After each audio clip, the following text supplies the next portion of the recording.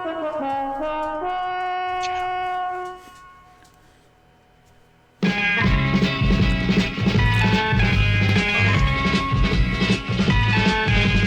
got to fight for what you want, for all that you believe. It's right to fight for what we want, to live the way we please. As long as we have done our best, then no one can do more. Every damn week, Spanky. Every time. Hello there, welcome to the Flashing Bloke podcast. I muted, damn it! And then I noticed it wasn't blinking. I'm like, Welcome to the Flashing Bloke podcast. I'm Siobhan. On a crowded beach washed by the sun, he puts the headphones on. His modern world revolves around the synthesizer's song. Full of future thoughts and fears, his senses slip away. He's a European legacy, a culture for today. Let's meet the plucky girl assistants. Look! Lillibut is back! You see? The royal way. I told you we didn't do her in when she was over here. Dear God. Ah, dear. Welcome back, dear. I hope it was a good, relaxing time for you. I know it was awkward, but yeah. Yeah, and bittersweet in many ways, but good. Good. I'm pleased. And quite frankly, you deserved a holiday of some kind, to be honest. Yeah. It was. I came back and actually felt like I really started summer vacation as opposed to just sort of. Good. Drifting into it. Well, down there we have the Brian. What do we say when we see a Brian, everybody? Are you still American? Run, you silly boy. No, are you still American? do you have any candy for me? No. No? Still Martian. But this week I'm celebrating America. Okay. Right. And then we have Spanky. Basically, he's not allowed to go to Irish military police and call them me frosted Lucky Charm. And he's not allowed to wake any NCO by repeatedly banging on their head with a bag of trash. It's the quantum event known as Spanky. I'm also not allowed to tell NCOs or officers that I have taken their souls via voodoo. Not after last time. You're not allowed to tell them, but you do it anyway. Last time was messy. I'm allowed to do it, but I'm not allowed to tell them, right? Or ransom them back their souls. And ladies and gentlemen, we have another guest with us tonight. We have Mr. Andrew Mark Thompson. Welcome, Andrew. You're very welcome to the show. Some of your compatriots that used to host this.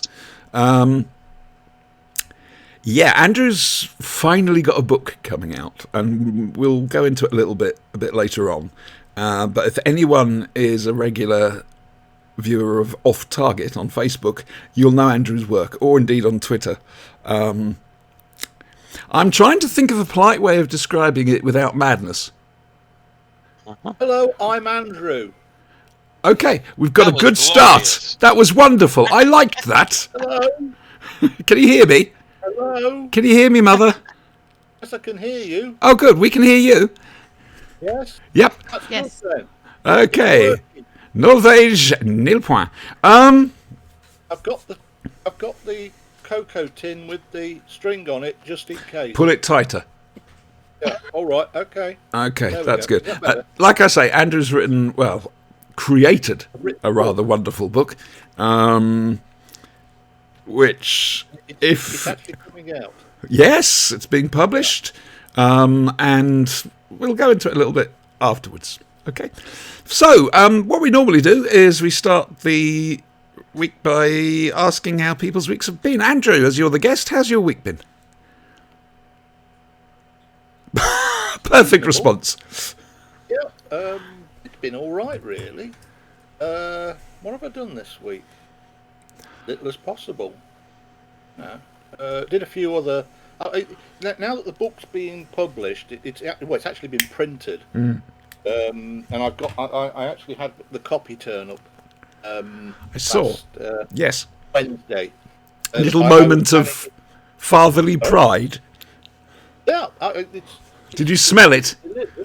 It's £7 4 ounces. So Jesus. it's a healthy baby Yeah. boy, and it's got all the pages are all in colour. He says, Okay. showing the black and white Opening a black and white pages. page.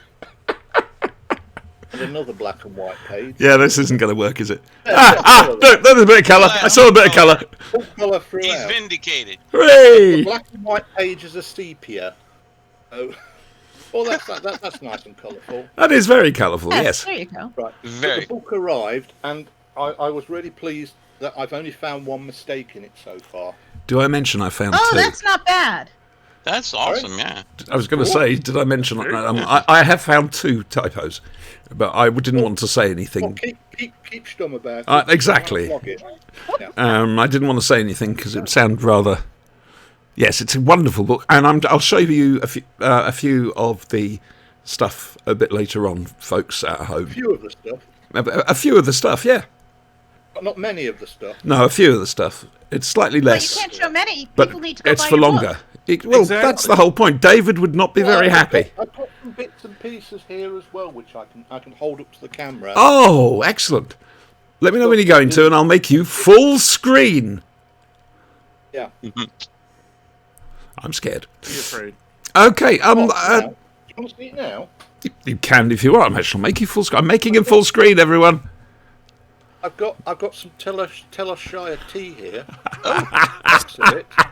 Ah, And that ties into the free gift that everyone gets with the book, and that is a collection of tea. Of tea? They call them cigarette cards. Oh, They yes. call them cigarette cards. You know, they used to get them Oh, in very the cool. packets of cigarette, and you collected Yeah. them. But Yeah. for some bizarre reason, back in the 60s, a company in Britain called PG Tips, Bond PG Tips, started putting these cards inside their bags of tea, and gave them away free. These sort of things, right? You I know, remember them little well. information about- Yeah. right? And I've done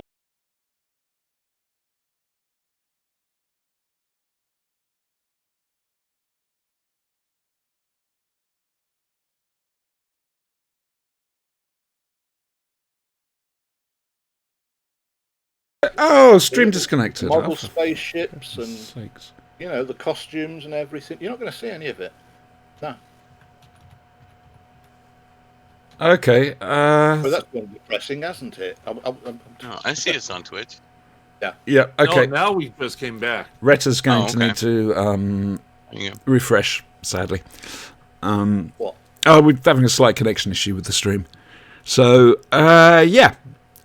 Brian, how's your week? Do I care? Possibly. Probably not, but I devised many ways to kill you in the RPG. Oh, one day, Brian. One day. But not today. Rocks fall, dragon dies. Fair enough. But has Bragging it been a to- good week? Have you enjoyed yourself? Have you relaxed a bit? Yeah, no, it's been a good week. It's been a nice week. This pleases me. Spanky, Yes, ma'am. how has your week been? To sum it up in one word, let's see. Didactic. You had the VA this week, didn't you? Yes. And I spent it teaching lessons to people, usually those in a slightly moral nature. So, Okay. sometimes at the top of my lungs, typically with profanity, Well, that's what they Checking used if to be fair. They're veterans. but no firearms, so, you know. Well, that's a good thing. I think not Brian's a going to funny want a word with you afterwards. Not yet. Please notice, Brian, now we're live. My area of darkness has appeared. Yes, I see your area of darkness has appeared. It's slowly encroaching and going to swallow your soul. It's a Vashta Narada. That's what it is. Right. Either that, or I'm possibly on an old train station somewhere, and I can hear it's a long way to Tipperary. That's a deep And cut. it's Andrew will slowly get it. encroaching and fading away. Yeah. Yeah. Troubles in your old kit bag, isn't it? I don't trust it. That's Andrew's catchphrase. We will talk about Well, this, the sapphire and steel stuff, because it's A long way to hilarious. Tipperary is really. Okay. Do you want to know about my week? I ask you this every week, and You had an adventure this week. I've got some good news. Ooh. Uh-oh. I know. Is it news or old Yes, it's news. news? Oh, I've mentioned that. Sorry, my cats are doing things. I mentioned that I might have to move. For example, Andrew, I was talking about coming up to Derby, wasn't I? I'm not going to need to. Yes. Because my main reason for moving was to get more space. The reason to move to Derby is because housing prices are a lot lower. Plus, I've got friends up there. But I don't need to. I've had the housing manager around on Friday, eventually. Oh, everyone say hello to Thomas. Hi, Thomas. That's the housing manager. He's forced to watch these in case I say anything. This amuses we me. say something. Ooh, no, I probably still get the blame for it because it's technically my show. I'm So technically if I responsible. said he needs to fix Guinness Estates better, would you be in trouble for it? No, because you're asking the impossible. Ah, So, I was explaining, I wanted to talk to him, see what options I had from the Guinness point of view. Because I can't buy my flat, which is a shame. But what I am allowed to do, and I almost did the happy dance, I can build an extension. So I don't have you to pay move. for the extension? Yeah. But I'm But fine. they keep the extension. Yeah, well, I have no plans to move anywhere else, so it'll be me using it until I peg out.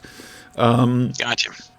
Which means I can have a small extension, put more books in, because that's why I'm doing this. And I can also, there might be room for a chair and there might be room for a Dalek, full size. So nice. And that's what's really important, having the Dalek, yes.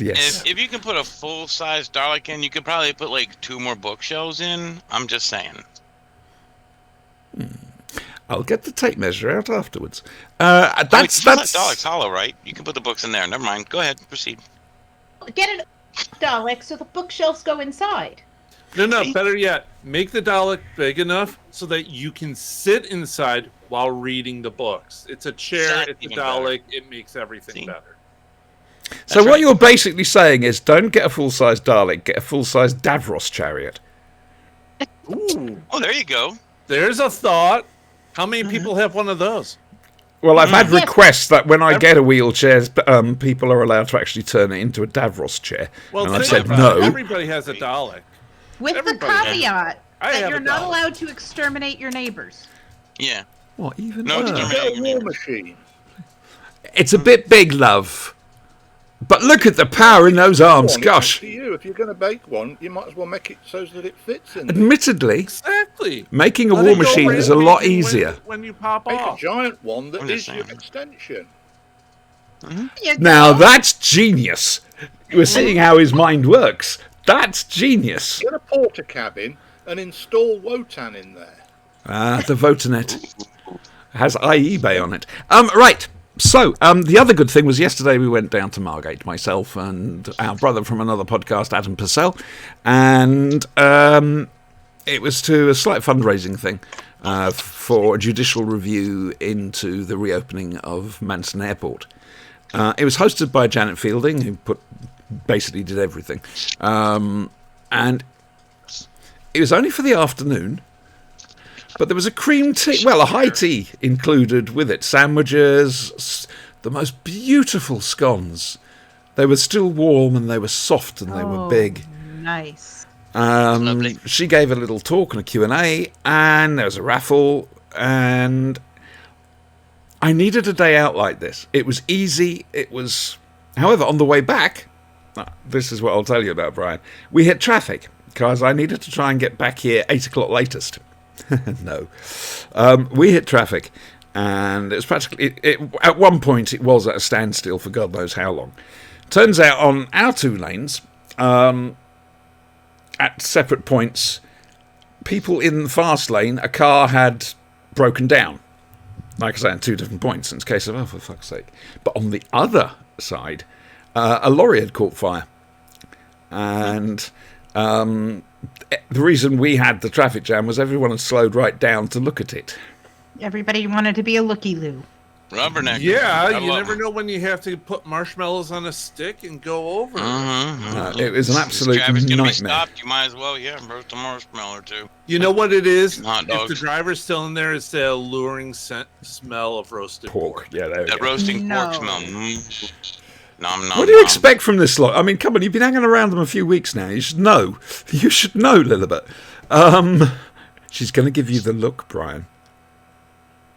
Yeah, except Okay. that's why he does it. He does it to get To get the look. That's correct. Oh, But the Uh-huh. tailback, Peter, I'm disappointed with you, and I'm about to do something about you. Look. the tailback on the other carriageway, oh my God, that was miles long. Yeah, not a good day to be on the M26 or M25 last night, quite frankly. But it was a lovely afternoon, like I say. It was very gentle. There was no hassle. I managed to speak to Russell Minton, who was in charge of the Blu-ray range. Had a proposition for him, and it was lovely. Quite frankly, I really enjoyed it. It was different, and we got a cream tea. You know, lovely. yeah. beautiful. Glorious. Sounds Yeah. like a wonderful day that you missed RP for. I didn't really have a chance, to be honest with you. It was a case of I was wanting to get back in time, but the traffic wouldn't let me. Perhaps you'd like to go and have a word with them. I will. You do that. Strongly- A strong-worded. Send them a strongly worded letter. Oh yes. Yeah? Yeah, handwritten. Oh, red ink. You get red ink. words. Yeah, oh, green ink. Normally it's the green ink ones that are the weirdos. Okay. No, I've asked everybody, haven't I? That's good. So that was it. Again, we've got a guest, so I don't really want to go into politics. All I'm going to say is, what the fuck happened in Russia? Yeah, we'll discuss it later. Tonight on The Blade, we have, apart from our guest Andrew, and a look at his book, we're looking at The War Machines, Kolchak, the Big Finish, latest Tom Baker Big Finish set, and Children of the Stones of Blood. So yeah, happy day. Tell you what, let's discuss now. I'm the only one doing Big Finish, aren't I? Yeah. Yes, ma'am. This isn't good because I've only managed to listen to 2 of the 4 stories. I tell you, one day we're going to turn up here on a Sunday evening and none of us will have been able to do any of the work. And it'll be a case of, We've had those weeks. no, not quite. We've come close. We've come close. But, It'll happen. It's up there. It's in our near future. The future historians have told me. they're breaking causality doing that. Well, as long as they don't give you a Listen to the Big specific Finish. day, it doesn't actually break the law of causality. So You haven't asked me if I've listened to the Big Finishers. Which ones are they? It's the new Tom Baker set. 4th Doctor set with Margaret and Leela. Oh, those? Yeah. Yeah, no, I haven't. Right. Okay, good. we You go. see, he's fitting in really well. Yep. So, I'll do my best. Kolchak. Who watched Kolchak? Yes, I saw Kolchak. Yeah. Okay, I good. did everything except the Big Finish. Brilliant. War Machines are okay. Kolchak we're okay with. Children of the Stones? Yeah. Yep. Bri? Yep. Yeah. Brilliant. And Andrew, I'm sure you've seen it. So, Children of the Stones. Yeah. I've watched Kolchak as well. The opening, I think, the Marcus Nelson murders. I do not know that one. Yeah. I'm a whole newbie to the whole Kolchak thing. The one we watched for this one was the one about the Kolchak. alien I that was thought you stealing meant electronics Kojak. from people. No. Kojak. No, Sorry. Jack Kolchak. Night Stalker. Curiously, Darren I've been McGavin. getting into This one. Columbo this week. Darren McGavin. There you go. Look at that. Lilibet. Yep. On Yep. point, girl. Well, yeah, I do actually, because I have 2 of them of the same thing. Outstanding. Well, Look at because you. Dave ordered one and then it came without the thing. Oh, dear. So Oh, very he cool. called them and they were like, "Oh, no problem. We'll send you another one." Oh, Doink. oh, dear. Kolchak is Universal. Yeah. I'm not sure, is it? I thought it was Fox. Actually, no, it's MGM. Fair enough. Oh, dear. Glorious Technicolor. It really does reek of its time, to be fair. Yes, Oh, it it is does. gloriously It so 70s. does. Oh yes, it is definitely. It is a That total had a product lone of the breeze. 70s. It's Um, almost a mystery movie, isn't it? Yes. An NBC mystery movie. Retta is there. Excellent. Right, Retta and anybody else Hi, in the Retta. chat. Hello, Retta. Where did that Hi, go? Retta. Why is that? What? What? What? Things happening. Hang on a second. Do. A thing happened, all right? What can I say? Open, About goddamn you. things happening. Thank you very much indeed.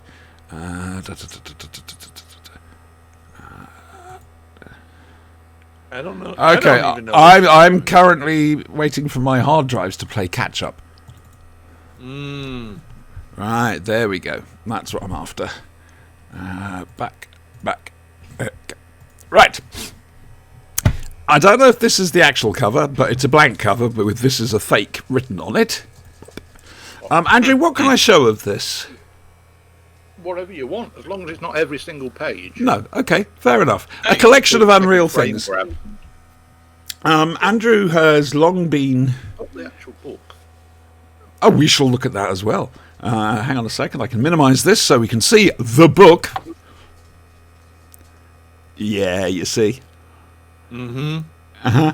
There's the book. That's the book. We like That's the book. beautiful That's cover that. art. Yeah, That that is. I like is that a really lot, nice. Yeah. Yeah, Andrew, who did all the art for it? They've done a good job. I Uh-huh. did. Was that being sarcastic? I was having fun, yes. Oh, right, okay, sorry. Yeah, I don't get sarcasm. It's all right. Neither does Auntie, so it's okay. I don't get any... There's a spine as well. Oh, I'm glad the book's got a spine. That's important. Yeah, it's got a spine. It's got Is a it a spine, sturdy unlike spine? Rishi Sunak. Oh, we've hit politics. Politics! Don't worry, I'm fine with politics. It's just we're not mentioning them because we have a guest on. No, Normally, we're slagging people off left, right, and centre. Yeah. Well, it's To be all right, fair. Don't worry about me. I've got... Well, we couldn't do it last week because we had Noonan on, and we don't want to get him into trouble. So, Yeah, we had the new boy. Yeah. yeah, we don't he'll wanna be get back into next week to look at Quatermass 2. Oh yeah, that's right. Again. We did the Quatermass experiment last time, Brian. This will be Quatermass 2. Yeah. Yeah, Wait a Two. minute. Quatermass. Unlike wait a minute. Quatermass 4 that's referenced in the book. Wait a minute. Wait a minute. You see, Or you've got a good 5 memory, million Lilibet. years to Earth. There's a lot of Quatermass stuff in here, in the book. There you Yes. The Quatermass Adventures. Which is, it's basically, the BBC wanted a companion comic, the Doctor Who Adventures, and it looked at, they looked at what else they owned, and they ended up doing a Quatermass Adventures. See if I can That's find Away it. Martian. Oh, lovely. That's the story of Quatermass 2, told in pictures, Nice. and words of one syllable. There you go. There's that. I think my favorite of those, of the Quatermass, was Abbott and Costello meet Quatermass. Yeah. that, yes. Yes. Yes, we did. Oh, that's We did quite. The opening of the book, it sort of delves into Doctor Who's origins. Yes. As it was a radio serial during the war, during World War II, and it kept the country's spirits up, as it were. Lots of propaganda in it and stuff. And then as it went on, the movies were made of it in the 50s by Elusive Films, who became Hammer, and we had Andre Morel playing the Doctor in it. So it all ties into that. I put a few of the posters of other films that were out at the time. No. There's the bit about the. There you can see it, can't you? There's the two. I'll tell you one thing, it's a hell of a lot better in a book than it is as a PDF. Yeah. to be honest with you. that. There's Then something about... There were some other films that came out at the same time of a similar ilk. There was Abbott and Costello meet Quatermass. Yes. Old Mother Riley. What's the Old Mother Riley one? Vengeance of Cthulhu, Cthulhu. right? Yes. George Formby on the Planet of the Apes. And that one, Night of the Emu. All very British. Yeah, I was a bit worried that the boys might not get it, but they didn't actually read it because they didn't know it was Old there. Mother Riley. But Little Bit says was exposed to British stuff Yes. in yes, its coarsest rather a lot. form. So that's Take the. the master's level course, as you say. Yeah. So I'm trying to find something that you might get. hang on, I'm just trying to. I'm going through these at the moment on the screen, so people are getting a quick flash of things. What I'm trying to find is the Quatermass things. There we go. The Quatermass 4, the British Yes, Experimental Wotan. Rocket Group Command Base. Wotan. Working crane can be manoeuvred into devil image in terminal action. And I loved the detail of the little coupons at the bottom of Yes. saving your place and reserving your copy. That's it. Yeah. Yeah, all of that stuff. The thing I is, don't know if you have them And in the the fine States. print. I don't know if you have them in the States. Hold on, I've lost me. I'll put the book down on the keyboard now. And the computer's gone mad. There we go. I don't know if you have them in the States. We have these Sunday magazines, and Yeah. they are invariably full of chintzy nonsense. advertisement for collector's items. Yes, we definitely and get those. Elvis handbags. That was one I found the other year, and I ended up doing that one there. Oh yes, It's the Dear Ladies of the Tom Baker. I want all three of them. The handbags based on Granny Tyler, and Amelia Rumford, and the other one, Ducat. Amelia Ducat. Amelia Ducat. Admittedly, they are very nicely shaped. I would love Those to see. handbags, you can actually buy them, and they've got Elvis Presley on them in various forms. Of course. That's where I pinched them off. The design Very sort of cool. based on this that Elvis makes Presley. We have handbag. more than our fair share of collectible plates. Oh, yes. Commemorative coins. There's a lot of those. Yeah. Um, clocks. Porcelain Kitsch. dolls. Franklin Oh, yes. Mint. Franklin The Mint. Franklin Mint. Yeah. Oh, no one gets away from Any that. manner of kitsch you can think of, it's been turned into some form of quote unquote collectible. The past 5 years, my mum has the Mail on Sunday, and there's the magazine that comes with it, which is full of this absolute tat. And even she agrees that some of it's a bit. Yeah, Were. it's ridiculous. The worst ones I find are the babies. Mm-hmm. Do you know the ones? Yes, I'm like? and they're sleeping creepy. babies. They're like genuine sleeping babies, and they're full size. And And to me, they look like dead babies Yes. because they don't move What and you they done with don't it? breathe. Who on earth? They do wants those on a late dead night baby? commercials here. Yeah. I've got a And card it's of Baby just as Bill, creepy. and I can't find it because the cleaner's been. What? Baby Hartnell. There's a little Missy. Ah, bless. Oh, yeah. Stroldol gets everywhere. Find the Tom Baker one. I It's in here. just saw it on the thing, but I shut the thing, so Oh, don't worry, I've got it here somewhere. I'm going to make him full screen again, folks. There we are. Or did I put the Tom Baker one in? You did. Yes. Tom Baker orangutan. That's it, yeah. I found Oh, the Bone glorious. Kickers plate. No, it's not here. Talk amongst yourselves. Well, yes, we're good at doing that. Awkward pause, everyone. Or to ourselves. Awkward pause, I was Brian. going for the awkward, Awkward pause. pause. but Awkward then pause. You guys started talking. Awkward pause, then.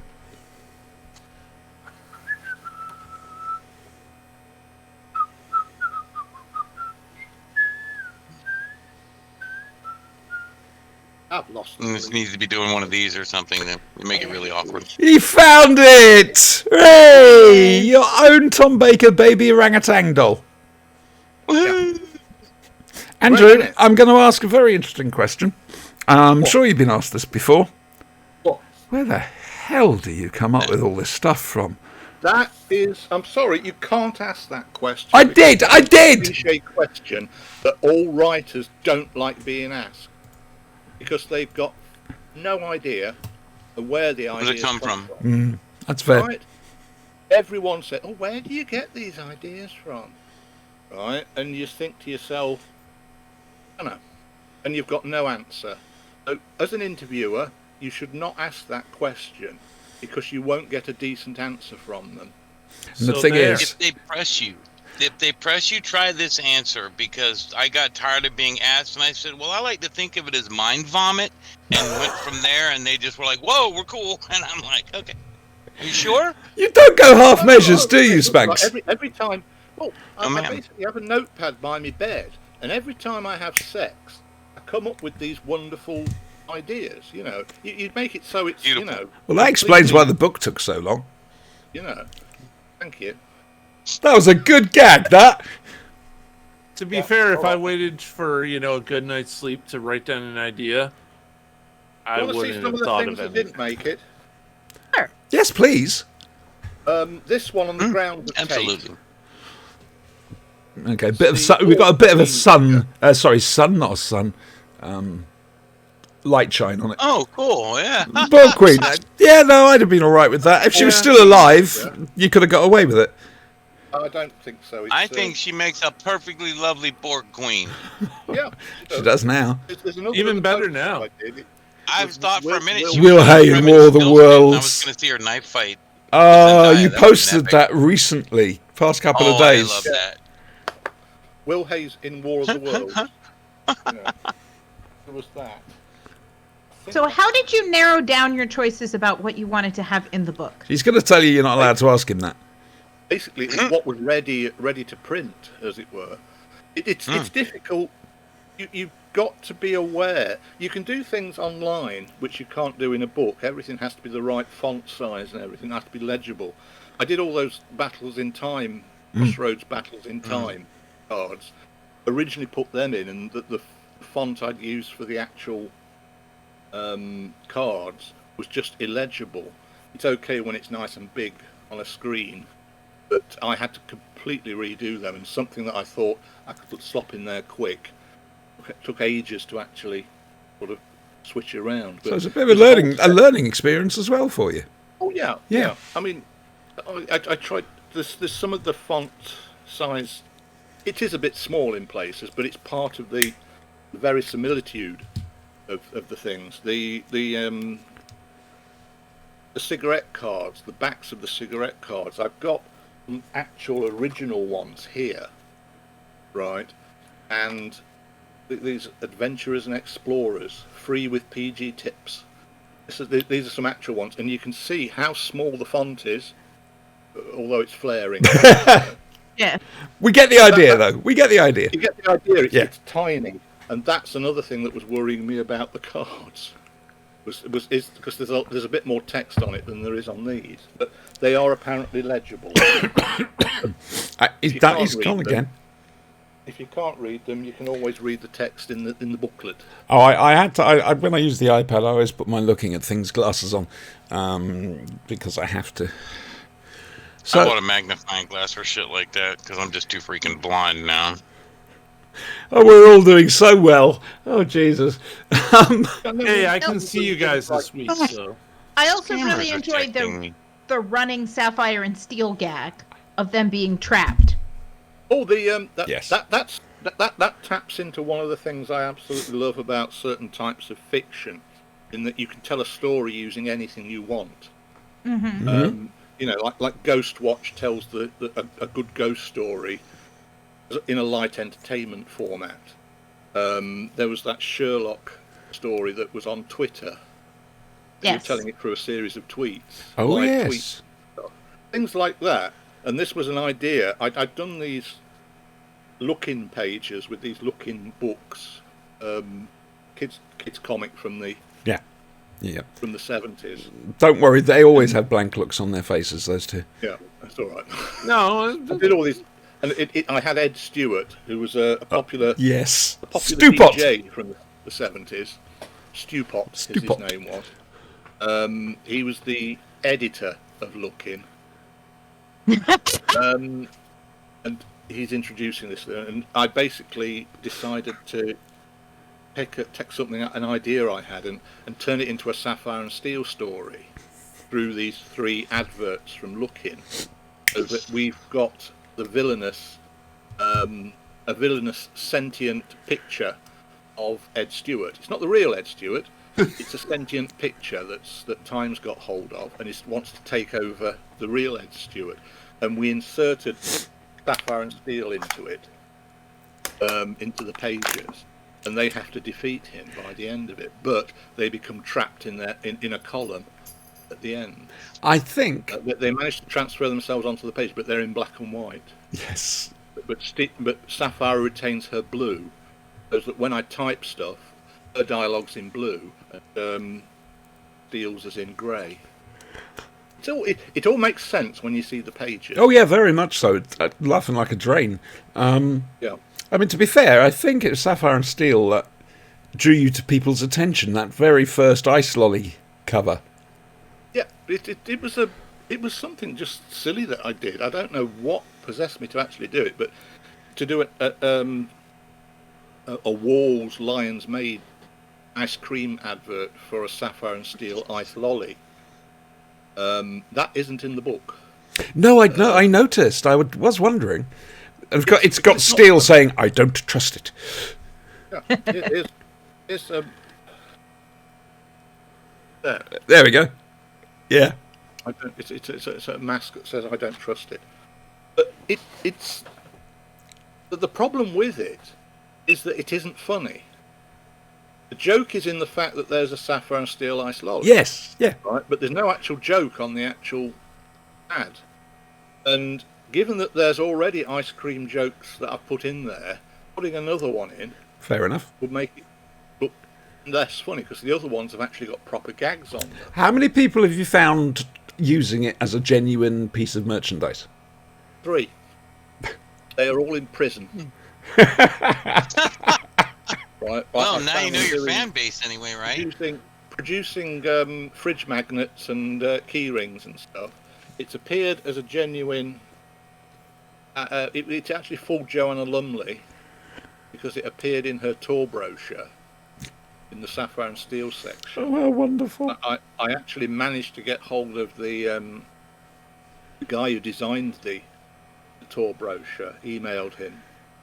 The production place was in the actual brochure, and he got back to me straight away. Hello. And said he'd spoken to Joanna about it, and she thought it was very funny, and said put it in anyway. Oh. Aw, Cool. that's great. So, Yeah. you know, she was down. I was worried when I saw that. I thought, oh gosh, she's probably getting onto her agent now, saying, where are my residuals for the Sapphire and Steel Ice? But no, she got it, I think. Oh, bless No, I her. No. I was, because people were fooled by it, I felt bad about it. People didn't see the funny side of it. Oh, to me, I mean, so a Sapphire and everything Steel I do lolly. now- Sorry. Everything I do now is really absurd. Even if it's something that I've done reasonably serious, Yeah. there'll always be something in the text somewhere Oh, yeah. which can't actually be real. Well, this was something I was going to mention, actually, a little bit touched on it earlier. But the attention to detail with the text is remarkable. There's not a thing wasted at all, even down to the little copyright lines at the bottom. You've got to read everything. Well, the It's- copyright lines are your get-out clause that tells you it's Yeah. not real. So you spell things, you put things like the Broadchurch Broadcasting Corporation, Yeah. Broken Biscuit Company for BBC copyright, you know, things like that. Stuff, you know, you put things like that in when you've done something that looks a bit too real. No, I did a load I of appreciated Gold it. Key- I did a load of I like Gold Key Broken Biscuit Company. Gold Key Comics, yes. That'll be more up your street. Go Key Comics, boys. That's it. And I did a load of those, and they look quite, authentic for the period. So all of them have got really silly copyright notices on them, based on British Magnificent. That's awesome. in concourse and stuff. And I probably a last question here, but I didn't actually see Quatermass's granddaughter. Did I miss her? No, she's not there. Oh, thank God. Do you know how long I spent perusing that, trying to find... She wouldn't do it. Really? Do it. But she could get blown up in a nuclear explosion. We contacted her and she wouldn't do it. Oh, She well, wouldn't that's do just it. rude, quite frankly. She can get kidnapped like all of the sisters and daughters and nieces and wives in the radio serials. Oh yeah, yeah. She could be disposed of in the river. Ooh. God, you went dark there suddenly.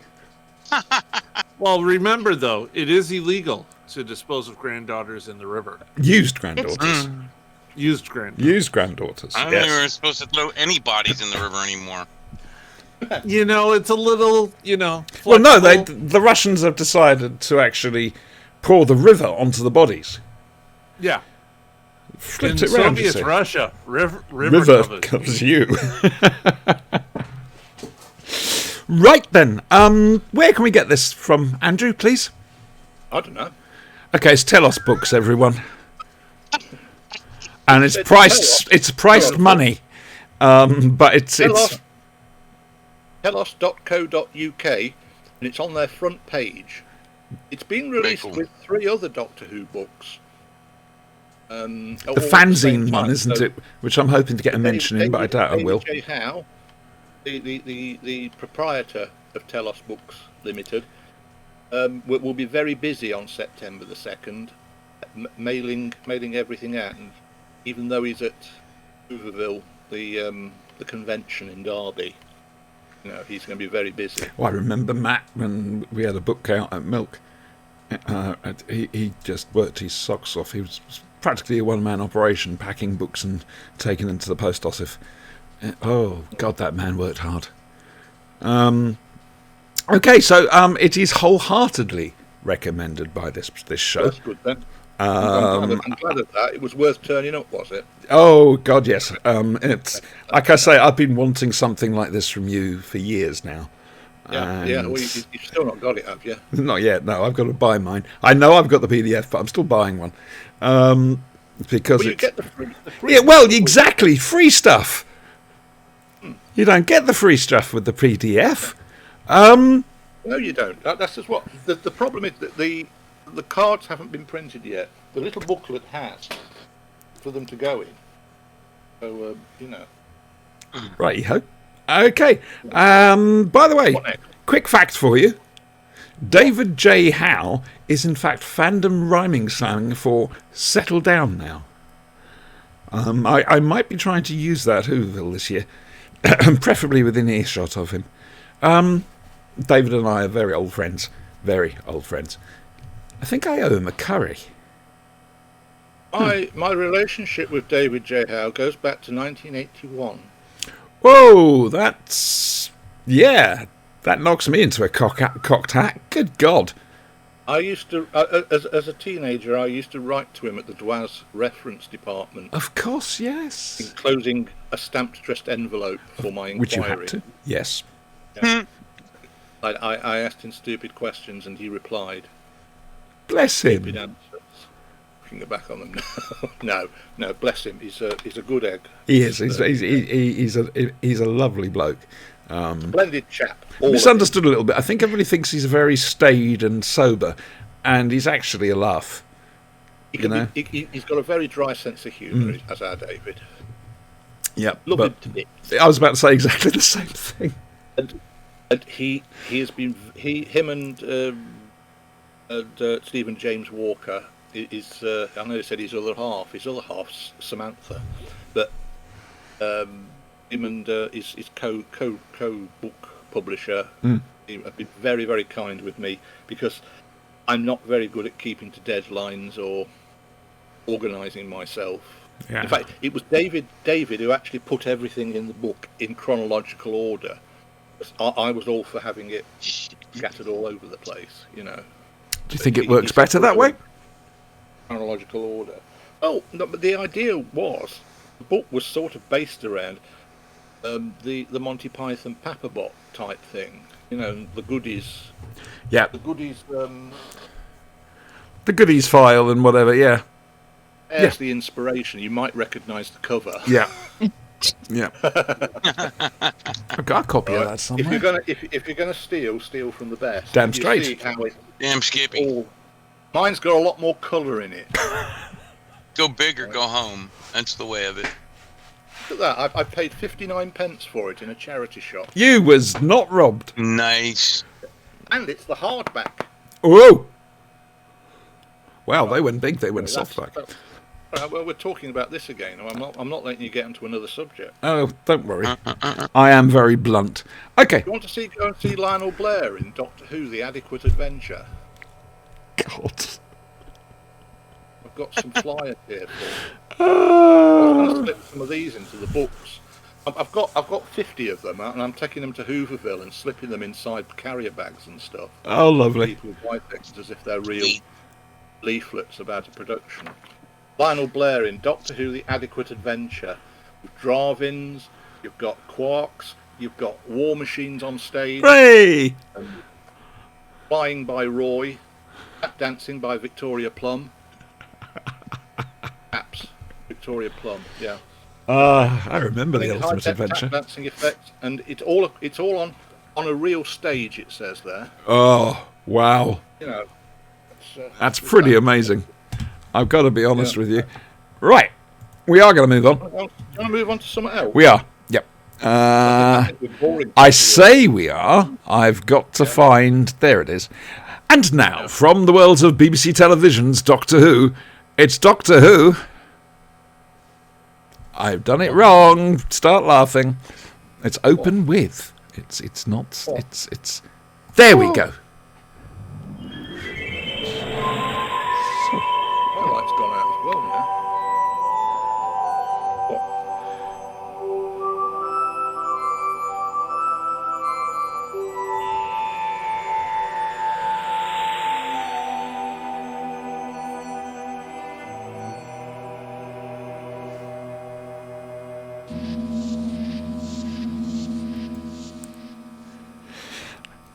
A first Doctor Who, because as you know, there's about 6 of us nowadays, lands on C Day in London, in Fitzroy Square, and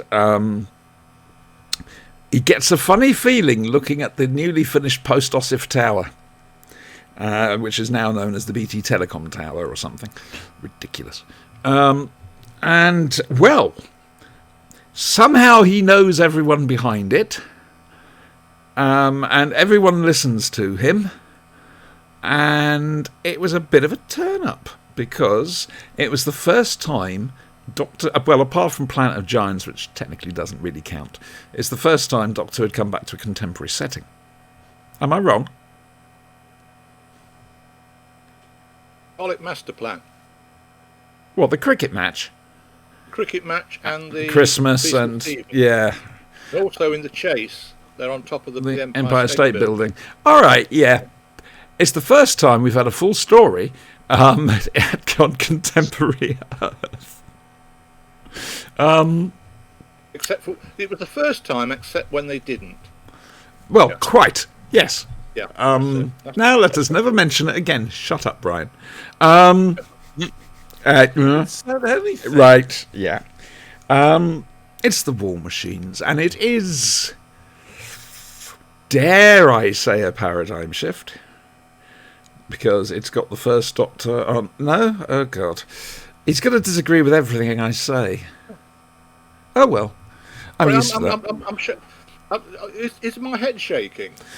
Yes, love, from side to Sorry, side. I'll put it's nerves. Put your Robo Man helmet on. Yep.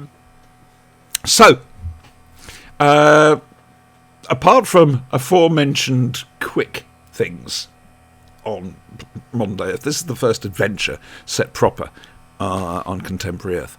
And it does mark a change, because Don't make me get mine out. What? I've got one as well. It said put it on. Fair enough. There you Nerd go. challenge Yes. given. Nerd challenge accepted. Nerd challenge. I'm waiting accepted. for That's what I'm this to saying. escalate. Oh, wait for it. I'm going to get taken down most publicly. Oh yeah. We should have a Cyberman on every show. That's true. Smell. I haven't cleaned it for ages.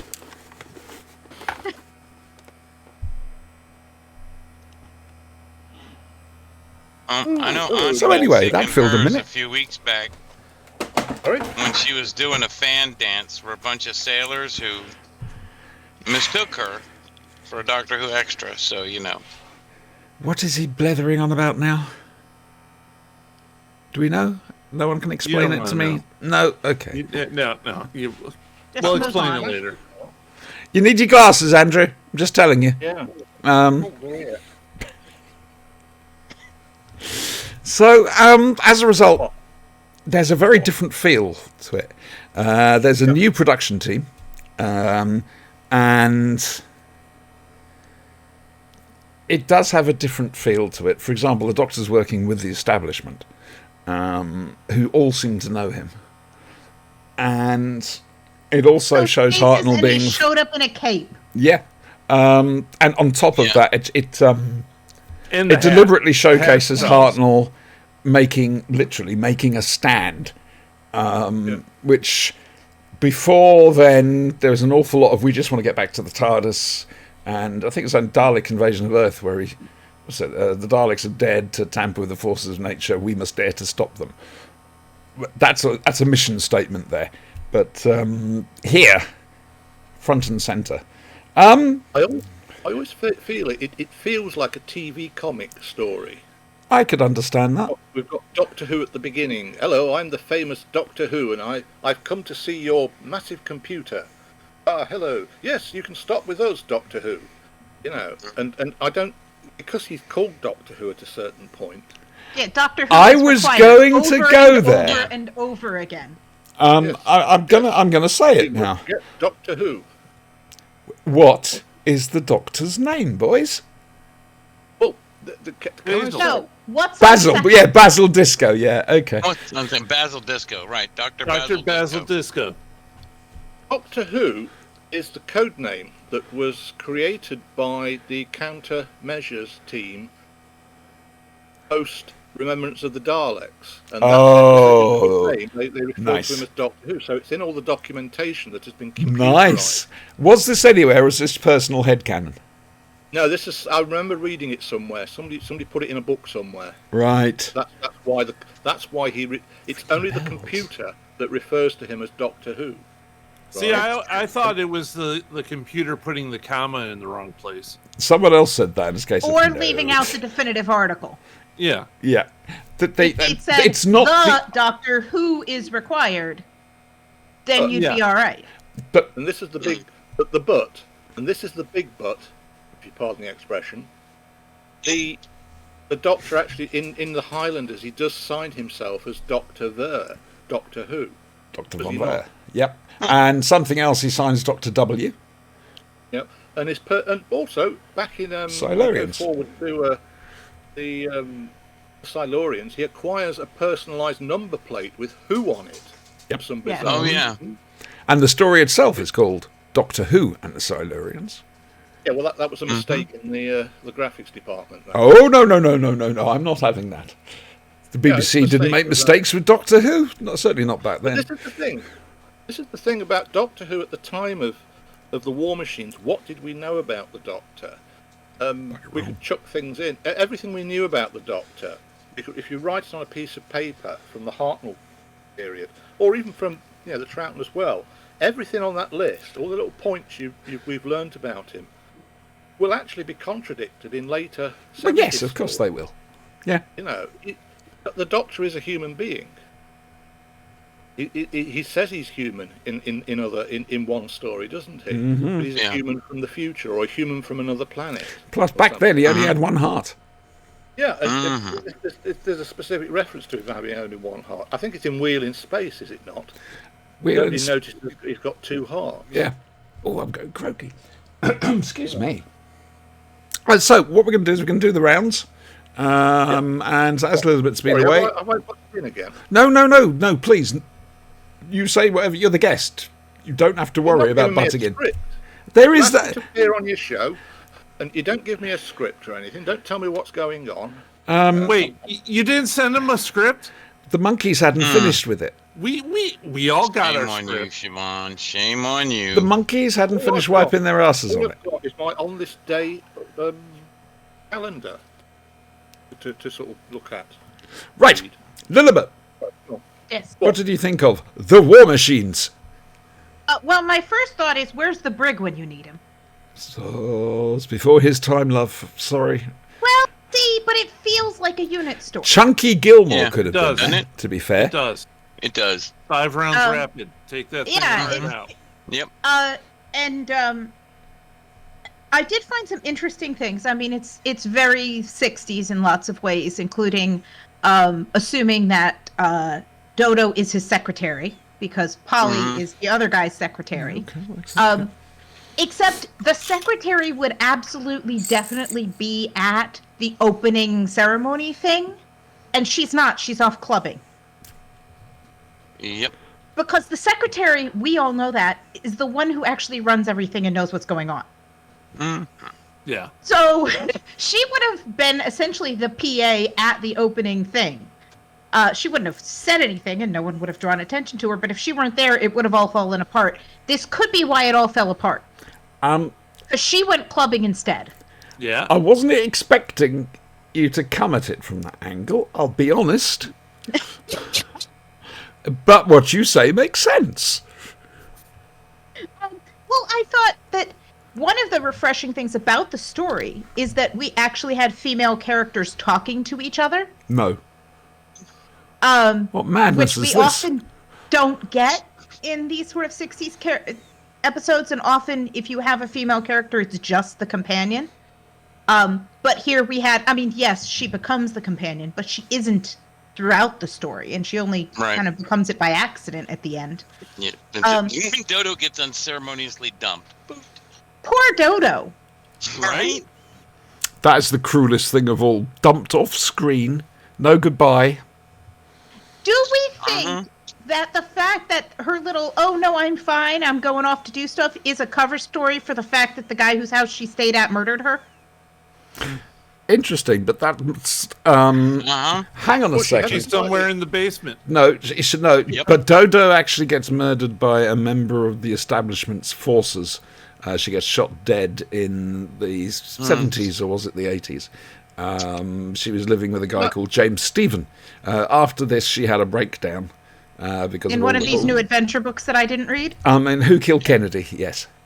Yes. What about the man in the velvet mask? Well, that's the deadly that's the deadly STD, isn't it? Yeah. She ended up with a deadly STD. Of course she does. Yeah, I mean, think you know, that was she's really an interesting I mean, I read character. that. I read that at the time. I can't remember what the hell it was about, but I remember at that time thinking, "Oh, this is great Doctor Who. This is it's really reflecting what Doctor Who is. It's got the Doctor Who logo on the cover, and one of the companions has caught an STD, SMP. And strangely, it was one for the Missing Adventures, which is supposed to be more traditional. I think it should have stayed missing. Who wrote that? Was it, hang on. I don't know. It's probably somebody who was at Novel Experiences who I had a chat with. Daniel got on O'Mahony? quite well with. I don't know. It was a good day, that. It was a very good day. We enjoyed that a lot. Interestingly, sorry. with Polly. Sorry, go ahead. No, I'm finished. Okay. Go on. Scared well, now. is that when Polly shows up to Wotan's little computer room and says, "I'm here to get punishment because I let a prisoner escape," Wotan says, like, "I'll think about it and you'll get a punishment later, but right now I got stuff for you to do." And then sends her off to do stuff, right? Which is interesting because that's not usually what happens to people who show up in Doctor Who and say, "I let a prisoner escape to the big bad guy." Normally they get immediately executed. To be fair, I've seen people like that who go into rooms and say, "I'm here to get punishment." Totally different. Totally different. We're back to the New Adventures again, aren't we? If they did punish her, Yeah. she'd be a pretty short companion. Yes, that's true. You know, this is the thing. I mean, this is the thing with something like the War Machines. It's got some unusual tropes to it, you know, which you don't expect from a Doctor Who story. But that's part of the charm of it. But we try to reconcile it as being a real world when it's actually a story, a fictional story. So you know, certain things happen in fictional stories that have to happen. Yes. Like the fact that if Polly goes to be punished and whatnot, she can't actually be punished, otherwise it would have ramifications for the rest of the story or rest of the series. You know. Well, Reset buttons, and yeah. within the same story, Wotan's completely fine with using up their limited supply of people. Votan. It's with a double. What, you expect Hartnell to get it right? Yes. Hey, Tom. To be fair, Wotan was a character already in comic books at that point in time. Yeah. Although every time they Sorry. showed Wotan, I just kept thinking of Charlie and the Chocolate Factory, and that maybe it's just mad because it didn't get its lifetime supply of chocolate. There you go. Yeah. Who wouldn't be? I'd be pissed. I mean, I know that was a few years later, but still. Again, that came out of nowhere. Again, now telling the computer what it can do. Yes. It's just Chat GPT gone horribly awry. It's pre-chat GPT. Free chat GPT, yeah. Well, this Now, is... something I noticed in the early part of it, when the tramp gets murdered, Oh, poor tramp. right? Yeah, and then he's in the first edition. He newspaper. is. With a picture, I How think. quick is that press? That's amazing. And they actually had a photo of him as well. Yeah. Yes. Yeah. Right. Well, it was implied that he'd recently come out of prison, right? Yeah. Yes, he admitted it, yeah. Mhm. Mm-hmm. So they they probably have had a a picture. mugshot. Might as well have had a picture of him standing outside the Inferno Club. You know, on the front. Yeah. You know, his hair was all the same and I everything. love the fact They there's had- five they of had us one other and thing we're in trying... this that I've said time and time again, which is, you know, when you build your prototype artificial intelligence supercomputer, you never include as a standard option the mind control device. Fair. Never. Fair. Never. That's the Yeah. bonus Never. option for subscribers. You put Exactly. that in later. Exactly, right. That's down the road. 5G. Never as a starting feature, right. Yeah, it's Oh, never and that's what- standard. that's You what have to brain- really install that stuff. I mean, the drivers alone to put that stuff in. Just saying. We're talking. That's where the reams of story went that. to hell, right? Yeah. I think Everything I'm would have getting... been okay if. I think I'm getting one of my heads. Don't worry, Um, there'll be a phone call soon, and you won't You do care have a- about anything. Hey, do you want a quiz tonight? Because No. you boys did so well last time round. You actually did do Yeah. quite well last time I round. did do it. I did go back and listen, and I did the quiz along with you guys. Oh wow! How much did you get? How many did you get in the end? Quite a few, and then I was in the car listening, so I don't have the end parts. Oh, that's all But right. I got quite I'm a few sure you of them. crushed us. I'll be honest with you. I expect there to be another quiz next Sunday. See, we weren't actually prepared for the quiz, Oh, I loved Right. every second of it. and in order to, we didn't study, we didn't have any materials, No. we didn't know what the quiz material was going to be covering. True, it's true. Yeah, we just Googled everything I can It was believe that. Not summative. It was a pretest. surreptitiously Googling. No, he will no doubt give you another quiz. He's taking his quiz books up to Hooverville on the 2nd of September at Have the fun Quad with that. in Derby. I think he... Dave loved Hooverville. well, He absolutely loved Hooverville. it was a great little... It's the best little convention in the island, quite frankly. The best little whorehound in Texas. Yeah, that's the one. That was No. a good movie. So, What? It was a movie. I've now completely forgotten what I was going to say. Burt Reynolds, Dolly Parton, you have absolutely no movie history in you. I'm trying to concentrate on what I was It's all about to filled say. with Doctor Who. No, Sorry, I was, I talked on and on about War Machines. It's probably somebody else's turn. I could talk on and on about War Machine, but I can't you know, it's a remember what I was miniature. going to say. I hate all of you. You know, the Our work slightest here is thing, done. you interrupt me and that's Said it. everything I Forget had it. I'm not going to be able to go any further. Is this normal? Yeah, I'm afraid so, yeah. Right. Yeah. The reviews are just a pretense to hang the show together and so we can all hang out together. That's why we don't really take it that seriously. We certainly don't take the show seriously. Brian, where are our standards at the moment? Okay. So the bar is kind of up here. Right. Now that's the bar for what? Proper standards. This is the bar for, normal standards. Okay, of good. shows Yes. on the internet. Yep. Okay. Mm-hmm. We're somewhere down. I don't know if you can see it on the computer, but we're like down. That's Australia, isn't it? Here. Antarctica. All right. Tell me that. I think you're going to need a bigger stick. Yeah.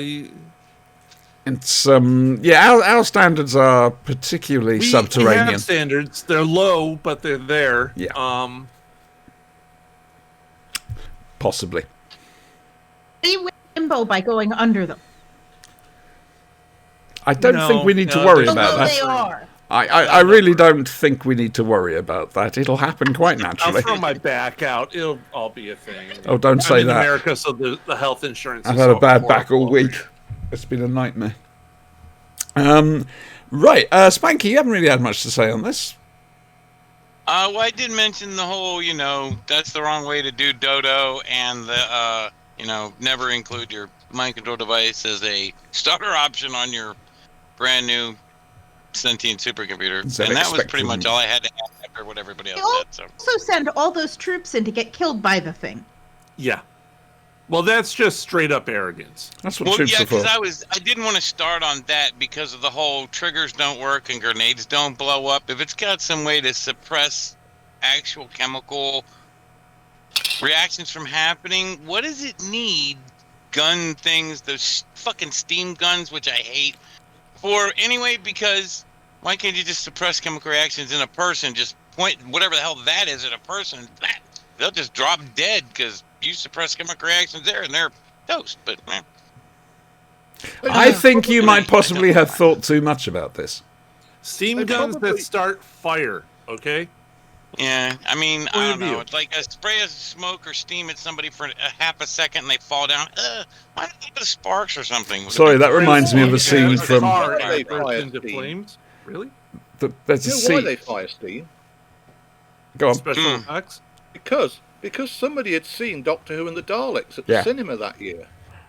Mhm. I was about to mention there's a wonderful scene in one of the films where a Dalek did have opens a fire, Dalek gun on the there, thing too. Did you explodes notice on that? it, and Oh yeah. Yeah, it had the Dalek foam gun on there. You could tell they clips ripped down the Dalek to help build that robot. So That was great. basically, we get a mad scientist that wants to make a budget Dalek. Want to make the Dalek. The computer That's wants cool. to make the Dalek. Well, okay. He wants to make One at a a time, computer please, that folks. wants to make a One at a Dalek. time, please. Brian. So there's a budget. So there's a scientist that invents a computer and it instantly figures out how to make the cheapest Dalek possible. And that's where we get the steam gun. Yes, because they accidentally put the Doctor Who budget as part of its algorithm. Yes. Oh, only they didn't have any bubble wrap. So Don't think bubble wrap was around then. When was bubble wrap invented? Basically, it's got barely a night to actually finish doing them. Yeah, that I don't get. Yeah. The whole thing needs to have taken place over several days, a week. Mm. Let's have we could have had scenes of the Doctor meeting Polly and on the river, on the Thames or something, and discussing the plot. Things like that. the other thing is, The narrative is too linear. well, it's also an analog computer. Yeah, it was a little rushed So too. it Yeah, you're right. shouldn't be that fast at all. I don't care how Oh, much no. equipment you're putting into it. This is Wotan. This is, Votan. Right, this is Wotan. No, Did no, you no. like The Wotan are from murder another bot that had the series reel-to-reels altogether. on the outside of it as it was shooting at army troops and things. The reel-to-reel tape, which must be what controls it, right? Because that's got all the actual code on it. Yeah. It's on the outside of the murder bot. Like, Quick, I was shoot like, the who reel-to-reel. hell did that? Shoot the reel-to-reel, and it's done, right? Like, okay. Well, look, It's I too don't funny. care what you Oh, say. no. Christopher Trace from Blue Peter, Oh my I loved it. You know those reels? They were audio tape producing that sound. Oh, I thought that. Really? I thought they were missing episodes. No, no. Oh. It was producing the sound. It's kind of effect like the thing. $6 Million Man. He has built-in sound effects. No. No. Yeah, you got it. That's right. Yeah. Exactly. We have Built-in no life between Jane us. Summers had a submarine sonar in her ear, Yes. Yes, she did. and she always went like that. Yes. Brushed her hair back off her Yeah, ear. had to touch Yeah, the push got, the hair back on see, the I got it. It's right here. Here's my binary. Yeah, Oh, dear. gotta love it. Actually, this reminds me, I've got to bring up Bionics when we get to Kolchak. Okay. Marky Mark is thinking about making a $6 Million Man movie. Just so y'all know, he's really trying hard to make a $6 Million Man movie. Okay. Good luck to him. Did we Hang enjoy on, the that War just gave me a Machines? brain He's freeze. my man. Thumbs up, He's thumbs the down. $6 billion man. Thumb up from Brighton. 2 thumbs up from Lilibet. Thanks. I give Thumb a up. thumb up. Andrew, yes or no to the War Machines? Oh yeah, definitely. Right, there we go then. It always. But- Can I just say it always entertains. Fair enough. Now, It may not be the best and most logical script, but it's entertaining. oh, very much so. And it's got two blokes fighting over a girl. It does. It does. And Very rare for Holly Doctor Who. gets some good moments in it, Yeah. and you get the whole scene in the disco. We don't Yep. mention that. Why? Why? There's a possible connection to Jimmy Savile. Oh, right. They meant yes. Not mentioned. Really? He's not mentioned by name. There's no, but it's like that, just like that It's DJ guy. implied. Yeah, it's Could be implied. anybody. I'm sorry, it just But makes me the, laugh. That it shouldn't do, but it does. That's terrible. Yeah. It's only 4 episodes, Yeah. which is nice for a first Doctor story. It That's doesn't a fair outstay its comment. welcome. That's a fair Wasn't comment. like 6 or anything. Yeah. Yeah. Or like the Normans, which is like They were one-offs all here, there, and 4 at that everywhere. point, weren't they? They may have, Yeah, they I'm have. not six. Yeah, no, I think he's right. Power of the Daleks came along. Yeah. Or maybe, yeah. Right, so we're going to move on. Guys, if you want to go and, I don't know, make a cup of tea and I'm going to go make some put your popcorn. feet. I'm about to do a Big Finish review. A very short Big Finish review. Run with it, Chica. Okay, latest, well, it's not the latest because we're a week behind, deliberately so. So we get time to listen to it. Anyway, the latest Big Finish set is the 4th Doctor set with Leela and also Margaret, played by Neris Hughes, who I'm sure people will remember from the Liverbirds, and as Gwen's mum in Torchwood, the wedding episode. I think that was Neris Hughes.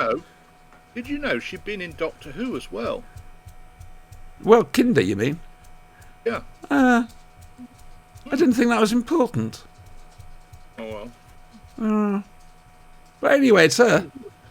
District nurse as well. She plays an artist called Margaret. There are 4 stories to this box set, and I've only managed to listen to 2 of them. I wasn't quite expecting as much to be contained within as was contained within. I've got to try and remember now. Hang on. Talk amongst yourselves just for a second. Or don't. Just sit there being very, very silent. There are we. Big Finish. Thank you very much. I'm just trying to refresh my memory because I listened to this at the start of the week, which is always a bad idea. And you mock those of us who take notes. I am elderly. Uh-huh. I am old How and do you think you take crap. notes? Hooker? I am old and I am crap. Okay, oh, this is it. Here we go. Right. The first story is called Wizard of Time. And it's a story. Ronald Pickup is narrating it, who over here is an old established actor and with a wonderful voice. And he's telling the story of when he was a young boy and he met the Dr. Leela and Margaret in the woods. However, there are time striations throughout the woods because they're being chased by these monsters from the vortex. And we've got it slowly piecing together. And time progressing at different rates, let's say, for the Doctor and Co. And what's his name? Jacob Harwer. He's written a lot of his stuff down, sold books about it, The Wizard of Time. And this is fun. Now, Spanky, you were particularly upset by the Ark and whatever the other one was we listened to, Genesis of Terror, because Tom wasn't taking it seriously. This time, Tom was kind of off the leash, you know. This time round, you don't need to worry. Oh, really? We've got a straight performance, which is really, really wonderful. Neris Hughes, she's lovely. And, of course, Louise Jameson, as always, brings that a little bit extra to Leela, which is, it's good. That Big Finish know how to handle Leela. And so does, obviously, Louise Jameson. She's probably got very firm ideas about it. The next one, The Friendly Invasion. This is your basic, everyday Doctor Who pub under siege adventure. They're in a pub, and it's under siege. If you have to be stuck somewhere, a pub's a good place. Well, the Doctor ends up as the landlord. Of course he does. Basically, it's an interesting premise.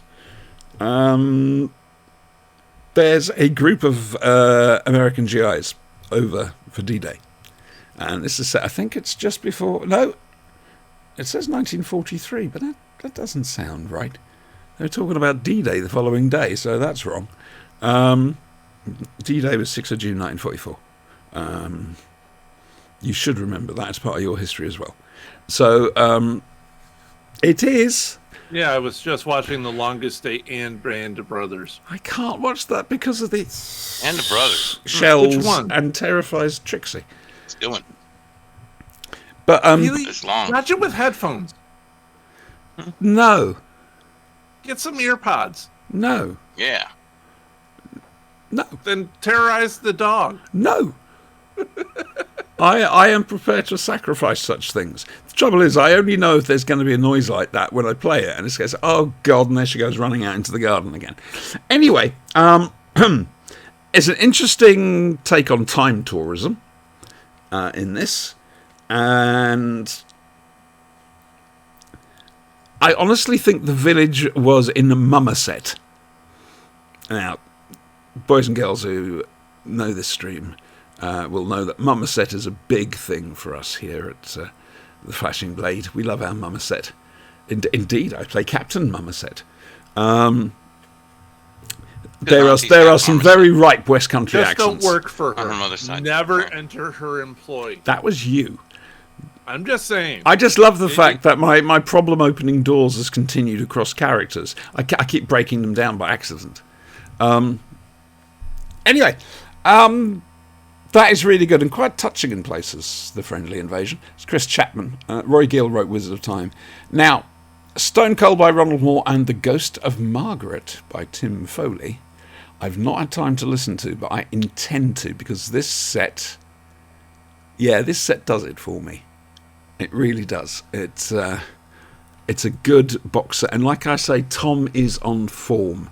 And that just makes the difference, quite frankly. When he can't be bothered, it makes it difficult to be bothered to listen to it. But when he can, it's yeah. So that's that. It's recommended, basically. Next Sunday, we're looking at the 7th Doctor Adventures, Far From Home, with Harry Sullivan. I like Harry Sullivan. We love Harry Sullivan. So that's next week's Doctor Who. Big Finish. So that's Pyramids of Mars and Far From Home, the 7th Doctor thing. Right. Deep in the valley, in a village, there is a stone circle and stones leading all the way up. And anyway, Blake is there with apparently his son, and they're moving to the village. However, something doesn't seem right. Some people are just a bit too happy.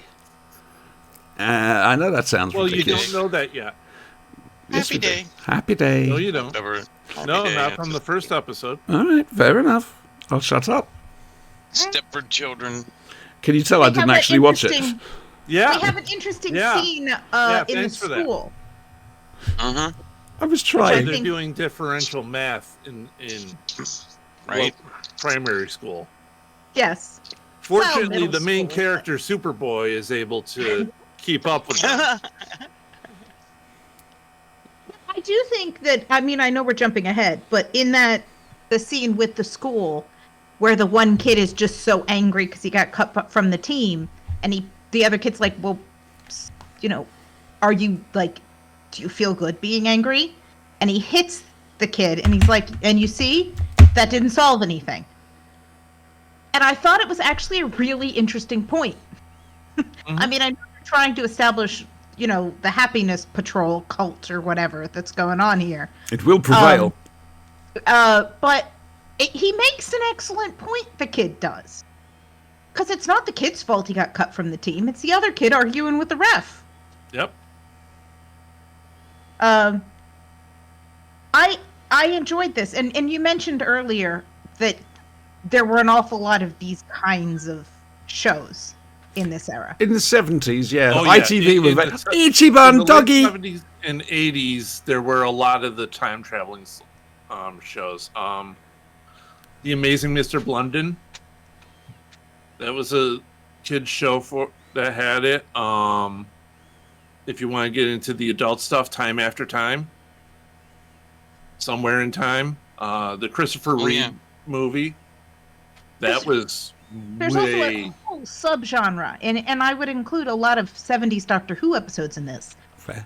Fair. We go to a small village which turns out to, like worship Satan and or pagan stuff. It's essentially Well, small Avengerland. town evil, right? Mhm. It's the Avengers. It's evil with a little e, right? Everyday Yes. evil. You think it's normal to get safe. Oh, what the? He's gone robot again. He's done again. Spanky, your internet's decided to go bleh. Well, Small Town Evil has been I think a I keep freezing up, running though. theme Don't throughout cry. a lot of literature. It's a really good band. If you look at like Children of Freezing the a Corn, bunch how today. many movies did that thing make? 6. Oh Quite a hell! few. I mean, Go back know, to the more Like, Deliverance had Small Town Evil. And an awful lot of Stephen King is small town evil. Yes. Almost all of Stephen King is Small Town Evil. In Maine. quite a few 60s Hammer films. The Witches, Nigel Neal's The Witches. And this is very The Devil Rides Out, too. That, and there's also The what B is it movie, called? the one Never with Take Candy from a Hank? Stranger. Oh, yeah. Yeah. The B movie, which one? The Nicolas Cage did a remake. Wicker Yeah, Man. The Wicker Man. Buzz or Wicker Man. The Wicker Man B too. That was good. movie? B. It's B. one of the great classics of British No, cinema. no. It B wasn't as in Buzz. originally. It was Buzz. it was not well Buzz, received with the originally. bees. No, not the Wicker Man was alright, yeah. bees. Come on. That didn't Ian happen in the original one. Ian Cuthbertson is great in this. Because Yes. he's just that right of jovial but sinister. Yep. I was like, oh, there's Garen. You are there, That was my all own with the- stuff. That's Blake 7. What the hell? Yeah. Yeah, I Where's the forgot Liberator? how enjoyable this series was just because it has time to breathe. Good point. It does 'cause- do that. It does take its time to develop its plot points and stuff, which is cool. Too many things are too rushed that we've been seeing a lot lately. It's a And real common the- problem. The soundscape is terrifying. Yes, the chanting. Mm-hmm. Yeah, every time you look around, there's more chanting. Mm-hmm. Andrew, I mean, what's it's not even Gregorian chants like was on No. like with the A 90s Morian or a music. It was Molian or just- whatever. Oh, Andrew, what do you make of Children of the Stones? What? Children of the Stones? Mm. I remember watching it at the time. I mean, it's a kids' show. Yeah. At the end of the day, you could never make something like that now. yeah, I beg to differ. It's got a very adult feel to it. Well, the thing is, kids stuff back in the 70s, we were undergoing a sort of change, certainly in Britain, where children's television was aimed at the family. Adults were watching with the children. There weren't specific shows for children. There was something in there always for the adults to enjoy. And it wasn't until later in the 70s and 80s that as children's television became fragmented and ghettoized to a certain degree, that programs were made just for children. But Children of the Stones has that sort of family sort of appeal to it. I was going to say, it feels like an adult drama. The children and the adults are on the same level. You look at something like Dark Season, which was made later, the children's are on a higher level than the adults. The adults act like fools. Yeah. You know, I mean, I'll go back to the one that I know a lot about is Time Slip from 1970. You look at the way the adults and the children interact in that; they interact on the same level. There's proper discussions between the two. The children aren't any better than the adults, and the adults aren't any better than the children. You know, and you have that in Children of the Stones. Gareth Thomas's character is so in tune with his son that they work as a team, as opposed to the kids going off and having an adventure themselves. You know, and I think it is in that genre of, the kids go off on their bicycles and they go to the village shop and he kind of discovers stuff while his father's having this other conversation with the adults. Yeah. And also that meant they didn't have to write the boring conversation between the adults. Yeah. You look at I think you go to Dark Season, it's all about the kids. This is what I used to tell Dave about, he's like, we watched all these things and these were for children. I'm like, and that's why you're broken. Yeah. I thought that was a good device to keep the children's storyline and the adult storyline together, though, right? I know what we need to do. You kept having the father and the son come together and meet, and then they would discuss things and pass information back and forth. Yeah. And that is actually what kept the story moving. Was very clever, because a lot of times when you have parallel storylines like that, right, or parallel plot development points, they do a really bad job of trying to keep them current with each other and connected, you know? And it's always plot device stupidity or something like that just jams it together, and you're like, oh my god. Really? Well, the other thing they do is really they great make writing. all the kids have their own, well, we can't tell adults. We can't talk to adults. Mhm. This kid has a great relationship with his father. Yeah. And they actually communicate. They're a family. They talk to each other. They're not keeping secrets. The hero doesn't have father issues. Yes. Right. And I Yeah, think the fact that the mother has died recently, within the last few years, means that the father and son are even more connected and depend on each other even more. Yeah. They don't have anybody else. Instead of pulling them apart, it pulled them closer together. Yep. Yes. Also, it's cheaper on the acting budget, so you don't have to pay for the mother. Yeah. Exactly. Right. This is the other. I mean, the constraints of children's television drama, certainly in Britain at the time, was the fact that the budgets were about a quarter of what they were for adult dramas. So you had smaller, the smaller casts and things. So you had an awful lot of single-parent families, not because there was a lot of single-parent families in Britain, just because it was cheaper on the budget. Well, and single parents in children's literature, partially because if there's two-parent family, somebody's usually looking after the kid. Yeah. And in a single-parent family, the adult is busy being an adult, and the child goes off on their own. And goes off and does unsupervised things. We I mean, call that today being Gen X. Yeah. Fair. And we had the warnings to show it. And my mom Yeah, me stayed too. home, so I did not have unsupervised time. I had a lot. Well, I did to a certain extent. I was babysitting at 10. You have it in Time Slip in 1970. You have Yeah. two children there, two teenage children. The girl has parents. Her parents are there taking them on holiday. And Simon, the boy, has a single parent, his dad.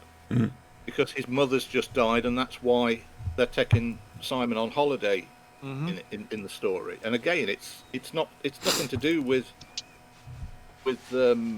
reflecting the time. It's just the fact that it's cheaper to I always found him a not bit bossy. have a single parent, not have another parent. You know. I think also it leaves those children more vulnerable. Yeah. And I think in this case we get the little hint of where his father says, "I learned it was better not to let him handle his mother's things because he could remember in such detail," and that gets us like he doesn't really know. He's thinking about it from his son's emotional perspective. Yeah. And This is it. looking out for his son, but it tells us as the audience, oh, This kid is special. yeah, he's like psychic or something. Yeah. He's open or more in touch with these kinds of experiences, which then explains why he can see and sense stuff that other people can't see and sense. And I like the line that the bad guy said, maybe the painting found him. Mm-hmm. Because there's a painting of the stone circle and an event in it, and a father and son running away from the circle. Yes. And I believe it's along a serpentine path. Mm-hmm. On the serpent path, right? So there are all sorts of metaphors that can be gained from that one painting. And I like the outside versus inside that they're establishing in this. Yeah. Yes. That the new museum curator and her daughter, who also has like lost her partner, and so Love again, interest for both kid Yes. and dad in this. yes, and I Yeah. think they're both, and that also renders them vulnerable. You know, sort of speaking from a personal perspective, that like they're the outsiders, and she's really glad to have somebody join them. But she also hasn't touched the stones. You know, she's testing him already, and they've only met like twice. Right. Well, she's been hanging out in that town a lot longer than he has. So it's like, okay, people around here are strange on a level that I never even thought of. Yeah, but she's only been there like 6 weeks. Yeah. Why does your microphone look like it's drawn by Jack Kirby? Tell me I'm wrong, Brian. Because Don't it's immensely know. cool. She's got the dot thing going on, yeah. Yeah, not just the dot thing, She doesn't have the glowy the thing like the lines. It's all we had, wiggly. Yeah. It That's cool. exists on its own special plane. It's Orion, the microphone. Andrew. Also, you're I about- have it oh, up. I have it up on a thing, so it won't be noisy on the table. Andrew, Which you're is about why to say it's so something. high. No, I was saying the two families, the father and the. It's a bit like a cut price Brady Bunch, isn't it? Yeah. It's the story of, Yeah. you know. I would The, take. Oh, sorry. Can I put my cards on the table? Please. Here? Because when I was at uni in 2005, my dissertation was the development of children's television drama in the 60s Oh. and 70s. Nice. Wonderful. And that's why I'm strong on this. It's the way child characters are empowered in later things to the detriment of the adult character. I always, when I was a kid, Originally in the 70s, the early 70s, you very much had older children in stories, teenagers, in stories that were aimed at slightly younger children. The Changes, The for idea example. being is that at the time, and I don't know if this is the same now, but at the time, children did not like watching children of their own age No. having adventures because they were jealous. Yeah. They were jealous of them. They preferred heroes that they could look up to, like an older brother. Right, aspire to be. Yeah. Make them feel what's it. So that's why you had things like Freewheelers, which was about teenagers getting involved in spies things. You had Time Slip, which again was older teenagers, even though it was aimed at 10, 11-year-olds. Again, that's in the book as well. I think you put some time slip stuff in, haven't you? I might have, yeah. Yeah. No, it's Guess you, Commander Trainer. it's a peculiar thing. Trevor Preston, who created a series called Ace of Wands. Oh, yes. Have you heard of that? I have. No, I He don't did know some that one. research. In his pitch document for Ace of Wands, he points out that children. He points all this out. He's spoken to kids about what their favourite TV programs are, and they're not children's programs. They're always adult programs, and I think that will happen now. You ask children what their favourite TV shows are, they'll come. Oh, yeah. Or Game of Thrones, or I don't know what. They'll pick something that's usually on CW or Freeform. Yeah, but they for won't pick programs that are made for them, and it's the way it was made. TV was made back then. It was made for the whole family. There wasn't this demographic bullshit that's grown to rule everything in television now. I think it was more I free think that and- one of the points of the splintering is because many people grew to have multiple televisions in the house. yeah. So the Yeah. kids would all go watch whatever they wanted to watch in their bedroom, and the adults are watching something somewhere else. Whereas if you're in a house with one television, I mean, I grew up in a house with one television. I didn't have a second television until I Luxury. went to college. Yeah. I'm from the We all generation- watched together. I mean, So I'm- we all I'm from watched the Star Trek generation together. that the television was used as a babysitter. Yeah, And when that's I was growing up, probably why- little kid why TV. TV developed the way it did, because parents were leaving kids in front of the telly whilst they were doing the They knew they could the food trust. or cleaning up and everything. My mother used to paint china at home. A load of china would be delivered to her from the factory. She'd paint all the stuff right, and I'd be sat watching the telly. And the only thing that was on during the day was BBC Two, Oh, God. and it was the trade test transmissions and things that were telling you how to tune your TV and play school and stuff Open like University? that. Yeah, that sort of thing. And I was a baby looking at the pictures, the sounds and the music and everything. And Same for me. See, my parents were hippies and refused to have a TV until I was in like junior high school. So I just read like a book a day.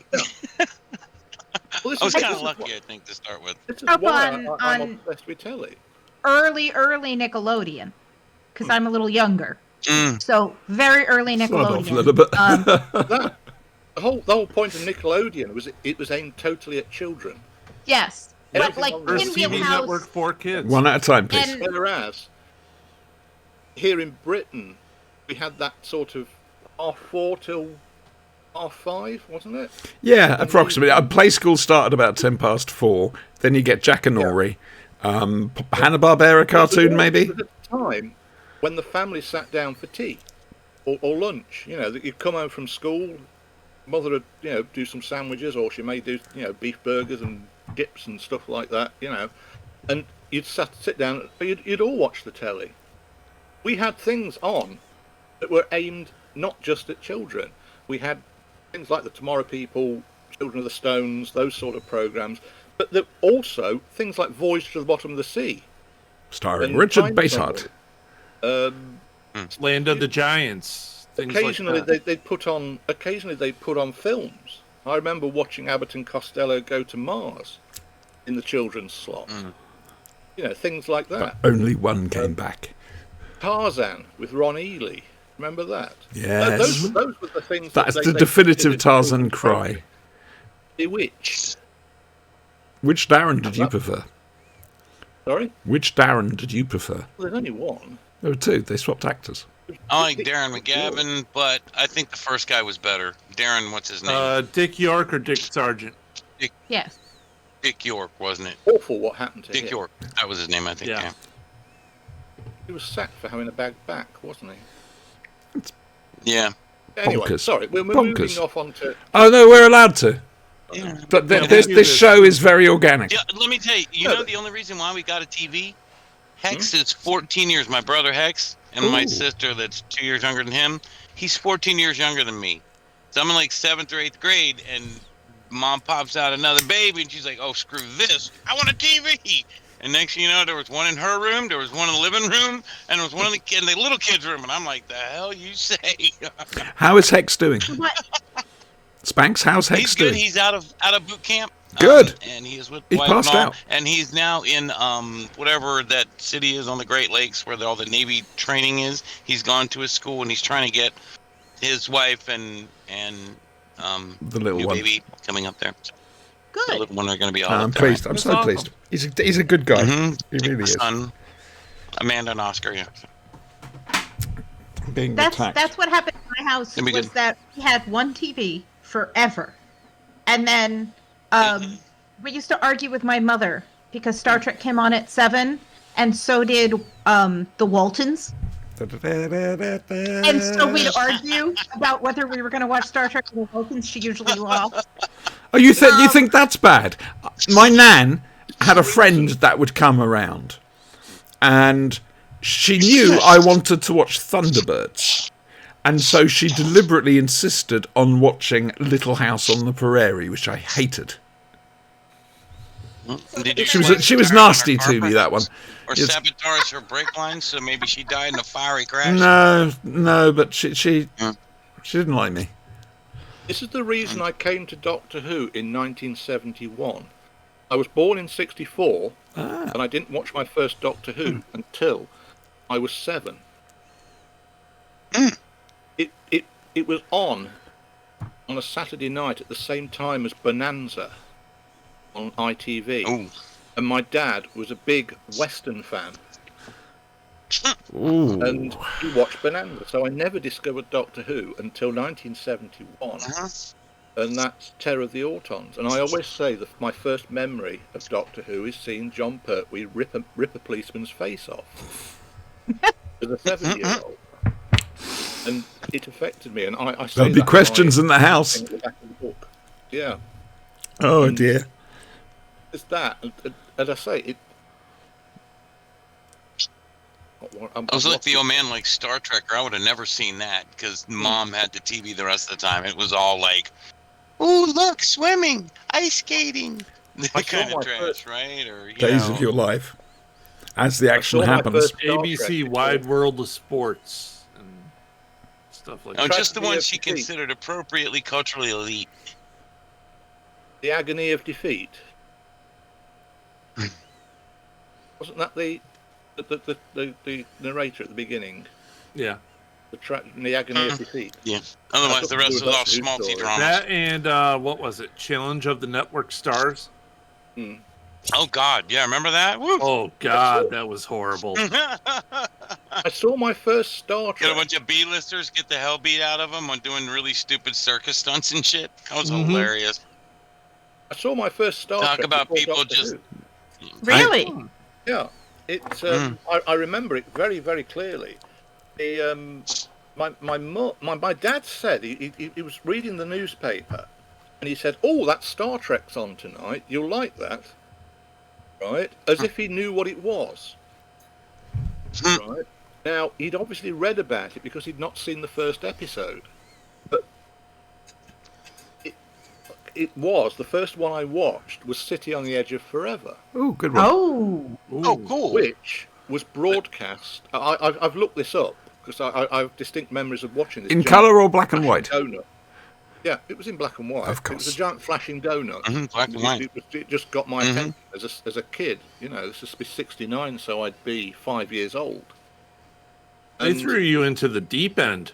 Well, yeah. Then I looked it up, and I thought, you know, I've always thought City on the Edge of Forever. It's you know, it's well into the run and everything. There'd only been one episode on before it. BBC started showing with Where No Man Has Gone Before, And then they went to City on the Edge of Forever. They were showing them Big out of order, jump, but Jesus. they had the intelligence to Yeah. actually put the first one on first. You know, it's more than NBC did back in the day. I'm getting a nostalgia overload here. This isn't healthy. Yeah. We're up to 3 viewers. Almost those same words were what my mother said about Doctor Who, because I watched it on PBS in the 90s as they were running, and she had been in England. My dad served, and they were stationed in Lakenheath. So she was over there during Tom Baker's original run. And so when the local PBS station was running Tom Baker episodes, she went, "Oh, I see Doctor Who's on. You'll like this." And put it on for us. And so my first Doctor Who was Robot. Oh, Well, cool. I mean, the fact that my dad liked westerns, old western TV shows, everything from Have Gun Will Travel and Maverick, and these are ones The that we- Virginian. Oh, God, yes. Wagon Train, Remember those, yeah. Rawhide, all these things. This is the reason Rifleman why, and all me that, being yeah. a rebel, I absolutely hate western. But of course- I'm of the opinion. I mean, this is wrong, but I'm of the opinion. Watch one western, you've seen them all. Yeah, I'd agree with you. Up to a point. Of course, Star Trek was marketed as the wagon train to the stars. Yeah. Oh, yeah. But it wasn't. wasn't No, it So wasn't. was Battlestar Galactica. That was not, right. Battlestar Galactica more so, Oh, but not Star Trek. Well, Right. let's have them reach Earth. Well, then the show's over. Right. Well, tell you what, let's make the Earth they discovered to actually be a nuclear wasteland. That would have been something. They uh, did. Then I mean, They're they could have gone, they're led by okay, they try and give angels Earth to tech and another fight the Earth. Cylons or something, but Right, we're going to move on. they never did. We are going to move on. Right. We are nearly we 2 must. hours in, which isn't bad considering there's 5 of us. yeah, We're Right. trying to It's keep all it right. brief. 2.5 We're hours on track. if we stick See, to our the formula. whole aliens discovering Earth is an excellent transition. Thank you very much. Yes. Kolchak. To find Earth. That was dreadful, wasn't it? It was broadcast in this country very quickly, and I remember it going out on Saturday mornings. Galactica 80. Oh, God, no. Guy, the TV announcer, because it was 1983 that this happened, he referred to it, and now it's time for more adventures aboard the Galactica 80. Oh, I'm sorry. I'm sorry, but that introduction Yeah. sort of fits Galactica 80 because it was no space bikes. Right. Space bikes. Jeremy Brett. Someone has That was the best part of that. someone has attacked animals at the zoo, and I mark it down immediately because they terrified that cheetah. They absolutely terrified it to get that They film. did. Yes, they did, right? yeah. They didn't need to do that to film the show, but they Nope. they damn sure did. Welcome to the 70s. Yeah, exactly. Yep. And it's strange, but their bone marrow has been sucked out, and so one assumes one looks for a large dog. What? Or Dracula. Bone marrow, dogs like their. It doesn't Uh-huh. matter. Kolchak, as always, shouts a lot and is irritating a lot. And the trainee that I think last week got sent back to New York is back again this time, but working in a slightly different position. I don't think that the episodes with... I just get this feeling that nobody, put the scripts in the order for her character. Right, they didn't. They probably didn't. This is slightly different.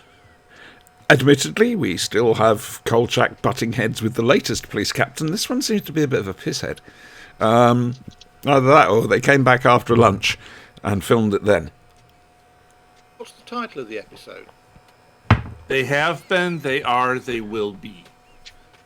Which, if I'm honest with you, makes no sense at all. No, it does. Really? Yeah, Explain it, does. please. Explain it to me. It's a Lovecraftian reference. I said it last week. You assume I ever listened to you. No. Yeah, Fool. why? I really don't. No, Half the no. stuff I Beat Auntie I with a figure stick. you don't. You've learnt by now. That's good. That's good. Christ, the dark really has caught up with me, hasn't it? Jesus. So, Flushed in a no run. chestnut tonight, you notice. No eyes in the dark. That's something. The requisite amount of police officers get thrown through the air. This time, though, we don't actually see the bad guy. And there's a fairly... It's a bit MacGuffin-y.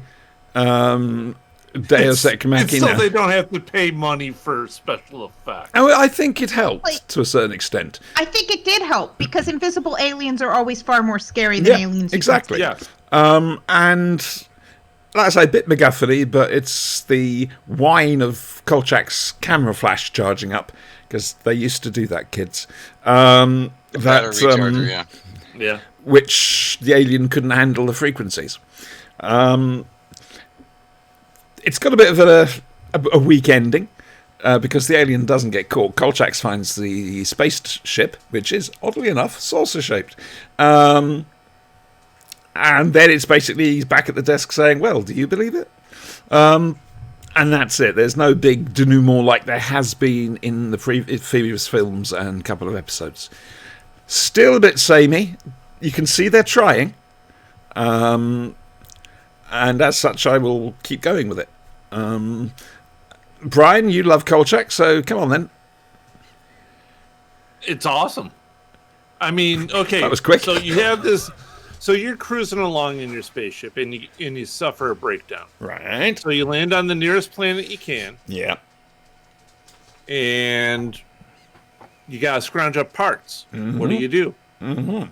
You take some lead for repairs, and all these like little pissant little aliens are trying to stop you. So you toss them around a little bit, and and then once you finally get the parts you need, you gotta figure out where the hell you are. Have you been walking a mile in the alien shoes? A little bit. Okay. Literary reference. I'm not stupid. So yeah, you go to the observatory and you start checking out star constellations and star maps, because that's the only place they have it on this pissant little planet. And some guy breaks in with this noise machine from hell and starts, setting it off. So you have to get it. So he gets out of there, and then a whole bunch more come in, and you toss them around, which just throwing someone shouldn't kill them, but somehow in this it does. Oh, I didn't realise that. Oh. Think about it. How many times do you see a cop going through the air and An awful lot. It's list that as Kolchak. and they list that as a casualty. Yeah. Yeah. That's an I interesting landed viewpoint. hard. Oh no, I'm dead. That's a very interesting viewpoint, Brian. Not one I was expecting. I salute you for it, sir. Thank you. That's diversity in action. That is taking the alien side. Well done, you. Doesn't Kolchak say toward the end of the episode that he came, fixed his breakdown, checked the map, got a snack? Yeah, Yep. and Right. took off. And Went took back off. on his way, yeah. Yeah. Yeah, exactly. That it is an episode that the bad guy isn't evil. The consequences are bad for humans and animals. I was going to say, and pussycats. And pussycats, Yeah. yes.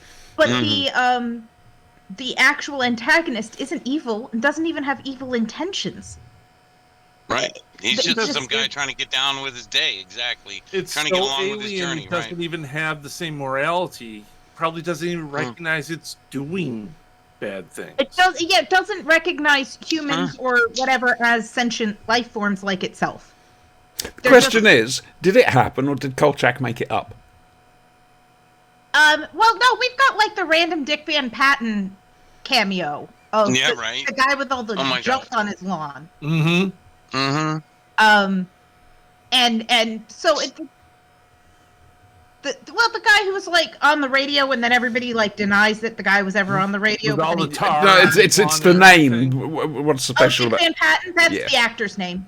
He was a Um, big name Yeah. in the 70s. Okay, Yeah, thank he you. was a Ball, big yeah, deal. the ball American guy. And it was TV. kind of It funny is to have enough. him just show up and do this rando kind of blip appearance because he was really a name then. Yeah. Well, and the lady who plays the scientist was a big Mhm. name, Yeah. whose name I can't remember, but like Mary something. Miss something or married. Yeah, hang on. Doing well here. She I was looking at was that a in minute White ago. Christmas.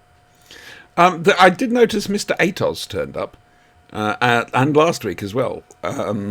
Yeah, it's. I do like the Mary mortuarist. Wicks. That's it, Mary Wick. I like the mortuary assistant very much. That man makes money. That man makes serious money. Yes. Oh, yeah. Yeah, right. And I like that Kolchak has his little, which we saw in the first film, before he got kicked out of town. He has his sources. Yes. He has the And people. you see him like, working his sources, which is a good thing. Yeah. yeah, he works his sources, and he flatters them or bribes them, but not in a like, here's $5,000 in a brown paper bag, but like, hey, here's the chocolates I know you like, or hey, you're great and you're smart and they don't respect you enough, and that kind of stuff. He does. He plays his Flattery for some, cash for some, chocolates for another. Exactly right. He knows everybody's sweet spot, and it's telling about Kolchak because that's the man he is, right? He finds things out. He's an investigator. He will not give up until he learns what the hell he wants to learn. And that's why he gets caught on these weird freaking things, because he's typically a crime reporter, right? But as soon as one of these things goes sideways off of the supernatural or sci-fi or whatever, he can't stop himself. He has to follow it wherever it goes. He will not stop. He just can't. And you see that. It's kind of played that same way with when you see his personal relationships like that, like with these sources, because he's got these people nailed. You have He's plot gone as far as he could. he really wants to go to the World Series game, but he's willing to set it aside to get this story, which is a nothing burger of a story when it starts. But he can't let it go, right? But he can't let it go. Also, attacks at the zoo and animals disappearing or dying is also in Dracula. Oh yeah. Yeah. It's Kolchak. It does tend to recycle very, very quickly. Yep. They're in the Quatermass Well, they experiment as well, drop aren't these they? little Yes, yeah. sort of oblique And Doctor and the references to other Pescatons. storylines too, right? So Andrew, have you seen this at all? What? This particular Kolchak episode? Not this particular episode. I've got it on. I cherry pick. It's one of those DVDs I cherry pick. I don't watch them all in order because they're obviously all out of order. So, They're in broadcast order, so it's. what do you think's its main selling point? What? Kolchak, yeah. Aaron McGavin. Okay. I think it's an absolutely perfect, rounded character. Everything from the fact that he wears the same clothes in every episode. yes, To, he sleeps every in those time, clothes. And they same look suit, as if same hat, he looks as if he sleeps in and those same little clothes. shitty camera. Yep. And I do think he has a He's a tendency to one-man show. chew the scenery a little bit. Yeah, but that's the character. Yeah. It's like you had a lot of those characters back in the 70s, like Jack Klugman in Quincy. Very similar Oh, yeah. sort of character, shouted at everyone. And it's the gimmick, it's the image of the character as well. And he's the sort of person you wouldn't think would be involved in supernatural and stuff. It's more he's more investigating seedy murders and the stuff in the first two movies. He's investigating the murders of everything from prostitutes to call girls and whatever. That's his world. But the supernatural sort of filters into it, and that's a beautiful mixture of genres. Fundamentally, he's a coward. Yes. Yeah. And clumsy. Very clumsy. Also, Yeah, he makes mistakes. He makes horrible mistakes. And he rubs people up the wrong way. terrible mistakes. Yes. He really Gets does people rub killed, up too. the wrong way. But he has a heart of gold. And I think it tends to be authority figures that he rubs the wrong way. Oh yeah. He will take pity on people.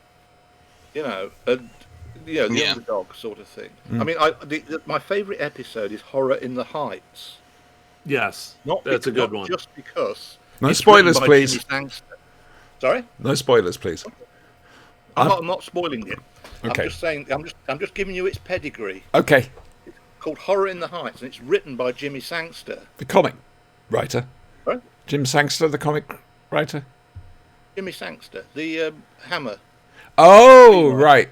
I'm getting people screenwriter, mixed up. and It's a very clever idea. It's also got Phil Silvers in, Oh, goodness. right? You know the one I'm on about, now, Yeah. don't you? With the No, I haven't seen Yes. it. But That's my favourite episode. When you're doing I look that, forward to invite me back. you'd be welcome back anytime, quite frankly. You've got I an open like open the one invite, a Andrew. lot- I like the one a lot where they're on the cruise ship. Oh yeah, that's coming up. Is that the very Love Boat soon. crossover? Yeah. No. No, The Love it's Boat not. crossover No, was- absolutely not.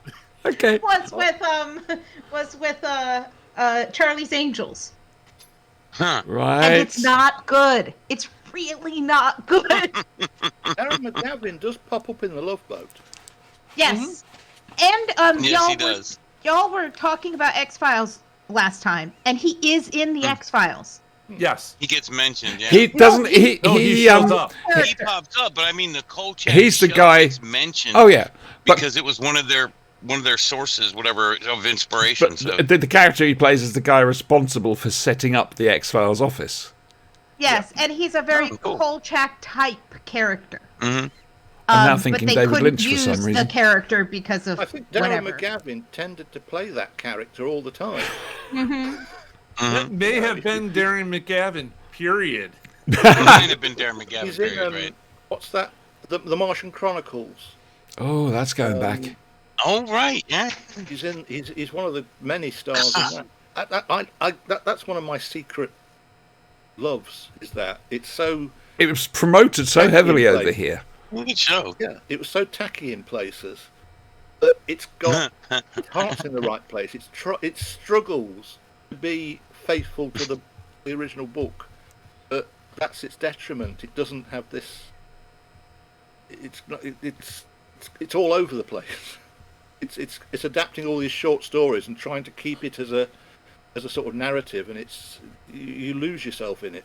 But having said that, I love it. Anyway, enough of Martian. Fair enough. Like I say, good tangent. We appreciate the good tangent. But this is the thing. Well, The Kolchak I remember watching it late at night. It was shown over here in the 80s for the first time, and it ended up being shown at 2:00 in the morning Oh goodness. as filler. I don't know how they bought it. Whether they bought it on a in a Over here, they sold it to Part of a package. Nickelodeon, so it was on Nick at Night over Yeah. here. yeah. uh-huh. I remember it being originally on rental VHS video at our rental store, and that's when I first saw it. I saw The Night Strangler followed by The Night Stalker, the wrong way round, and I actually watched them and thought, oh, these are just NBC mystery movies, because they are the opening's styled like that. Of those movies, you know, you get the title with the copyright under it, and you know, Yes. it's like it's a Columbo or a Macmillan and Wife type thing. And I thought it was one of those. And Yeah, I thought exactly. I missed it because I used to like them. Macmillan and wife. Jesus God. All right. Well, it's funny because they Macmillan made and two Wife, movies before just- they put the wow. series out. Yeah. The two movies Macmillan were and released Wife, yeah. as if they were horror movies and they Yeah. were in gaudy boxes. Yeah. Ripped off pilots. Ironically, I Usually to started. start a series, you would have put one movie out and then started the series, but they pumped two, and they had a third one in the works that Oh. they eventually got rid of the idea from. And then I think they took part of the regular series that they were working on and turned that into like a third sort of kind of squashed into a movie Yeah. thing, and that was kind of not as good. The But Night Stalker is brilliant, an Yes. amazing bit of television. It's just. I love the character as a look- man obsessed with truth. He'll do anything to fucking get to the truth. Lie, cheat, it steal, looks- whatever. It's great. It looks like an NBC mystery movie type thing. Hmm. It looks like that, but it isn't. That's what throws you off because you're not expecting it to be a scary, gory thing about vampires. It's just You know, it's one of it's. In and then that they- film is fantastic. Sorry. The cinematography in that film is fantastic. Oh gosh, yeah. And then was they very made good. The Night Strangler the year after, didn't they? Mm-hmm. And it's exactly the same plot. I know. I see. It wasn't just me. It's a different city. It's Chicago, isn't it? The second one. I thought they they're go in into Chicago the- now. The first Seattle, one wasn't was it? Las Vegas. The second one was Seattle. Yeah. Yeah. Was it Or Vegas? no, I'm sorry, Portland. Portland. Vegas, 'Cause Portland, Portland has the actual Chicago, right? underground. They've got the underground city and stuff, which I thought was amazing. Yeah, that's actually a place in Portland. Yeah, that's actually something that I thought was great about it. It's not a That was place the, like that. the rest of it was all the same. Yeah. You know, That has been something I'm Doesn't like struggling LA or with. something have that too? Oscar Goldman was the villain. Yes. Yes. I'm not gonna remember. We're back to noises Yeah, again. and Oscar Goldman as the immortal killer. That was great. Oh dear He's me. really good at hiding. Which like reminds Dracula. me. Finally, I knew I'd get this link through. Remember me saying that we were talking about the bionic stuff? Yeah. Yeah. When the wall, when they first encounter the alien and the wall pushes open, collapses, I honestly expected the death probe from the $6 Million Man to come barreling out. I really did. You're obsessed with It's the the noise. It's the noise of the bastard thing. It's been stuck in my head since I was little. The same noise as the Ogre. That thumping heartbeat sort of Yeah. noise, wasn't it? Oh, Right I then. remember the death probe. I remember my acute 5 years ago discovering that you lot in the States had a death probe toy. Yes. You what? Yeah, Yeah. there was a death probe toy. yeah. You git. We had a $6 million man doll. We had the a doll. Woman doll. Doll, yep. And a the bionic doll, Bigfoot doll and a death probe. You know We what got we've fembots. We've got Death- $6 all million that. Man, Jamie Summers, and Mascotron. Oscar Goldman with explosive suitcase. Oscar Goldman. and We got the fembots. figures. Oh, We got yeah. the figures. Can't forget That the was it. fembots. We never got Bigfoot. Mm, Oh, There was a Bigfoot as well. no. Yep. Bigfoot, bionic Bigfoot was huge. I mean, they did 5 shows on It here. was big to him, yeah. I feel deprived now. What? I just want you to know. Yeah. I feel deprived. And I will be holding it against you. Right, that's it. I think we can guarantee we all enjoyed Kolchak to some degree or other. Next I week. might watch that. Sorry. I might watch that. They have been. They Give it a are. shot. They will be. Okay. Yep, might watch it's a good that. one. The next one we're watching is going to be The Vampire. I wonder what that's Yeah. about. Is that? That's I wonder the what first that's about, right? episode, isn't it? It's a mystery. Right, so we thank Andrew very much for joining us. I hope you've enjoyed it. And you have an open invite to come back whenever you wish. Just get in touch and you'll be welcome back. Horror in the Heights. I'd love to watch that again. All right. That is, as we have it, the 11th episode. So That's we're all right. so we're going into the 4th now. So in 7 they'll be back. 7 weeks, basically. Yeah. Oh, that's I do good. like that episode. It's a damn good one. Next Sunday at 9 p.m. UK time, 4 p.m. Eastern, we'll be back. We will be looking at the Pyramids of Mars, Kolchak, Quatermass 2, because Stephen Noonan, the new boy, is coming and he's coming back again. He wants to go through all of Quatermass with us. And what's the other thing we're looking at? Kolchak, Quatermass 2. Big Finish, thank you, Lilibet, which is the Sylvester McCoy thing. Give me Bobby. Andrew, thank you so much. And I'm going to guess the book's going to sell out because Doctor Who fans have a ridiculous sense of humour. Some of them. David has vaguely mentioned to me about a paperback edition if we sell out this one. So it's just a very matter of... It's about Nice. cat. That's sort of the sweet spot, isn't it? It's nostalgia but silliness as well. Yes. Yeah. I like using the phrase. I mean, the stuff I design, I always refer to it as tat.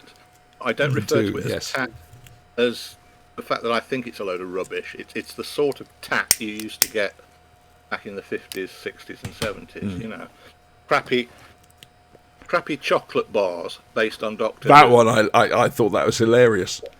Well, you know, I mean, there's nothing to do with Doctor Who, is it? I remember the You know, John you've got a Pertwee chocolate bars. bar with the name Doctor Who on it. Master Plan Munch Q. Bunch yogurt. Even as late as the 90s, I had all the Star Trek Voyager covers and interviews from TV Guide in an album.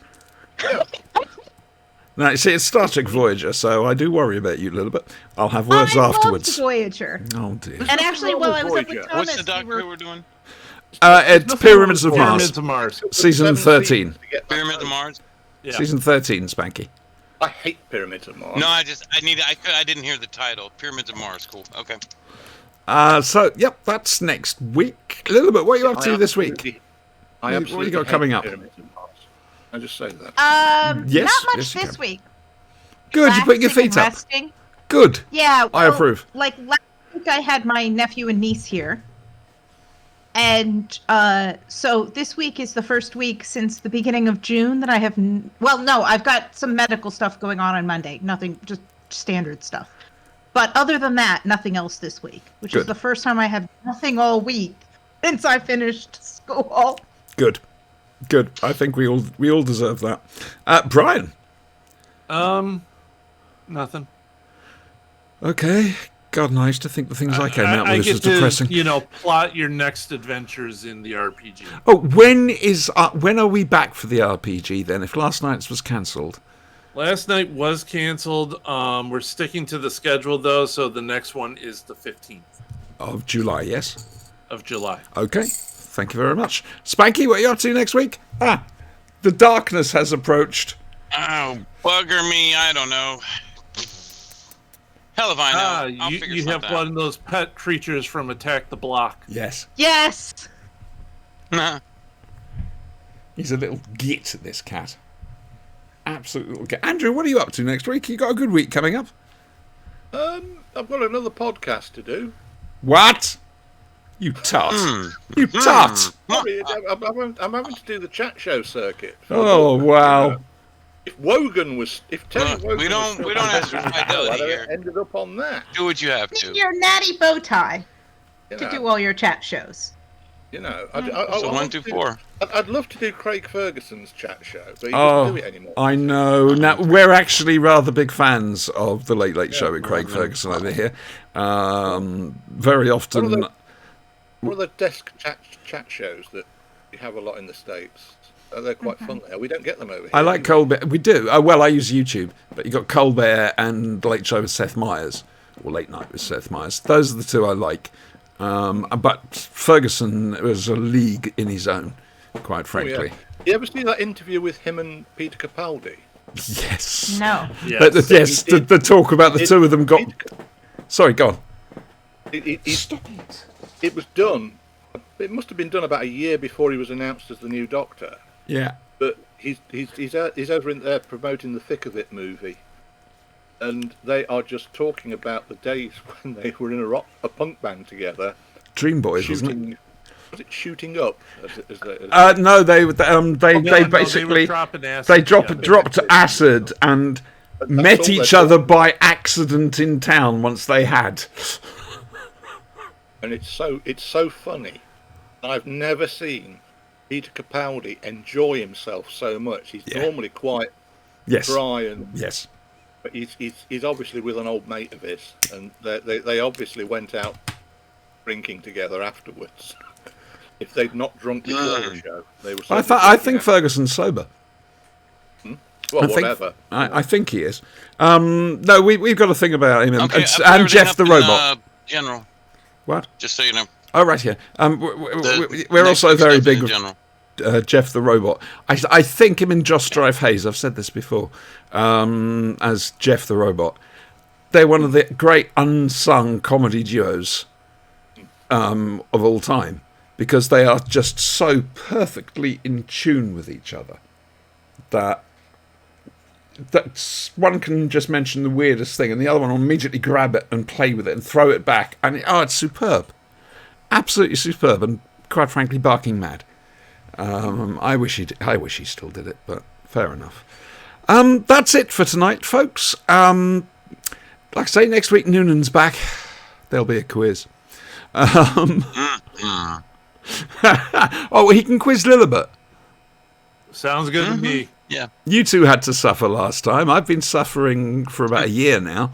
A phone call Yeah, but every you're week glutton with for a punishment. very long, hard Doctor Who quiz. Every week for a year. Don't listen to that when, Steven. We love you anyway, buddy.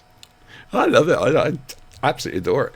Anyway, right. I suppose I've got to try and get the right file up, haven't I?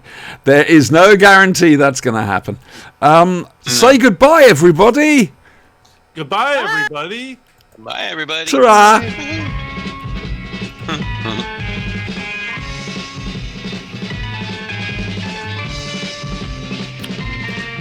You've got to fight for what you want, for all that you believe. It's right to fight for what we want, to live the way we please. As long as we have done our best, then no one can do more. And life and love and happiness are well worth fighting for. They're well worth fighting for.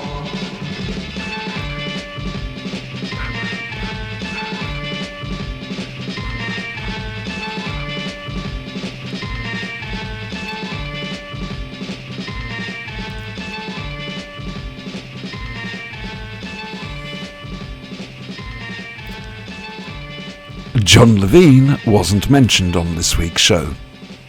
Bugger.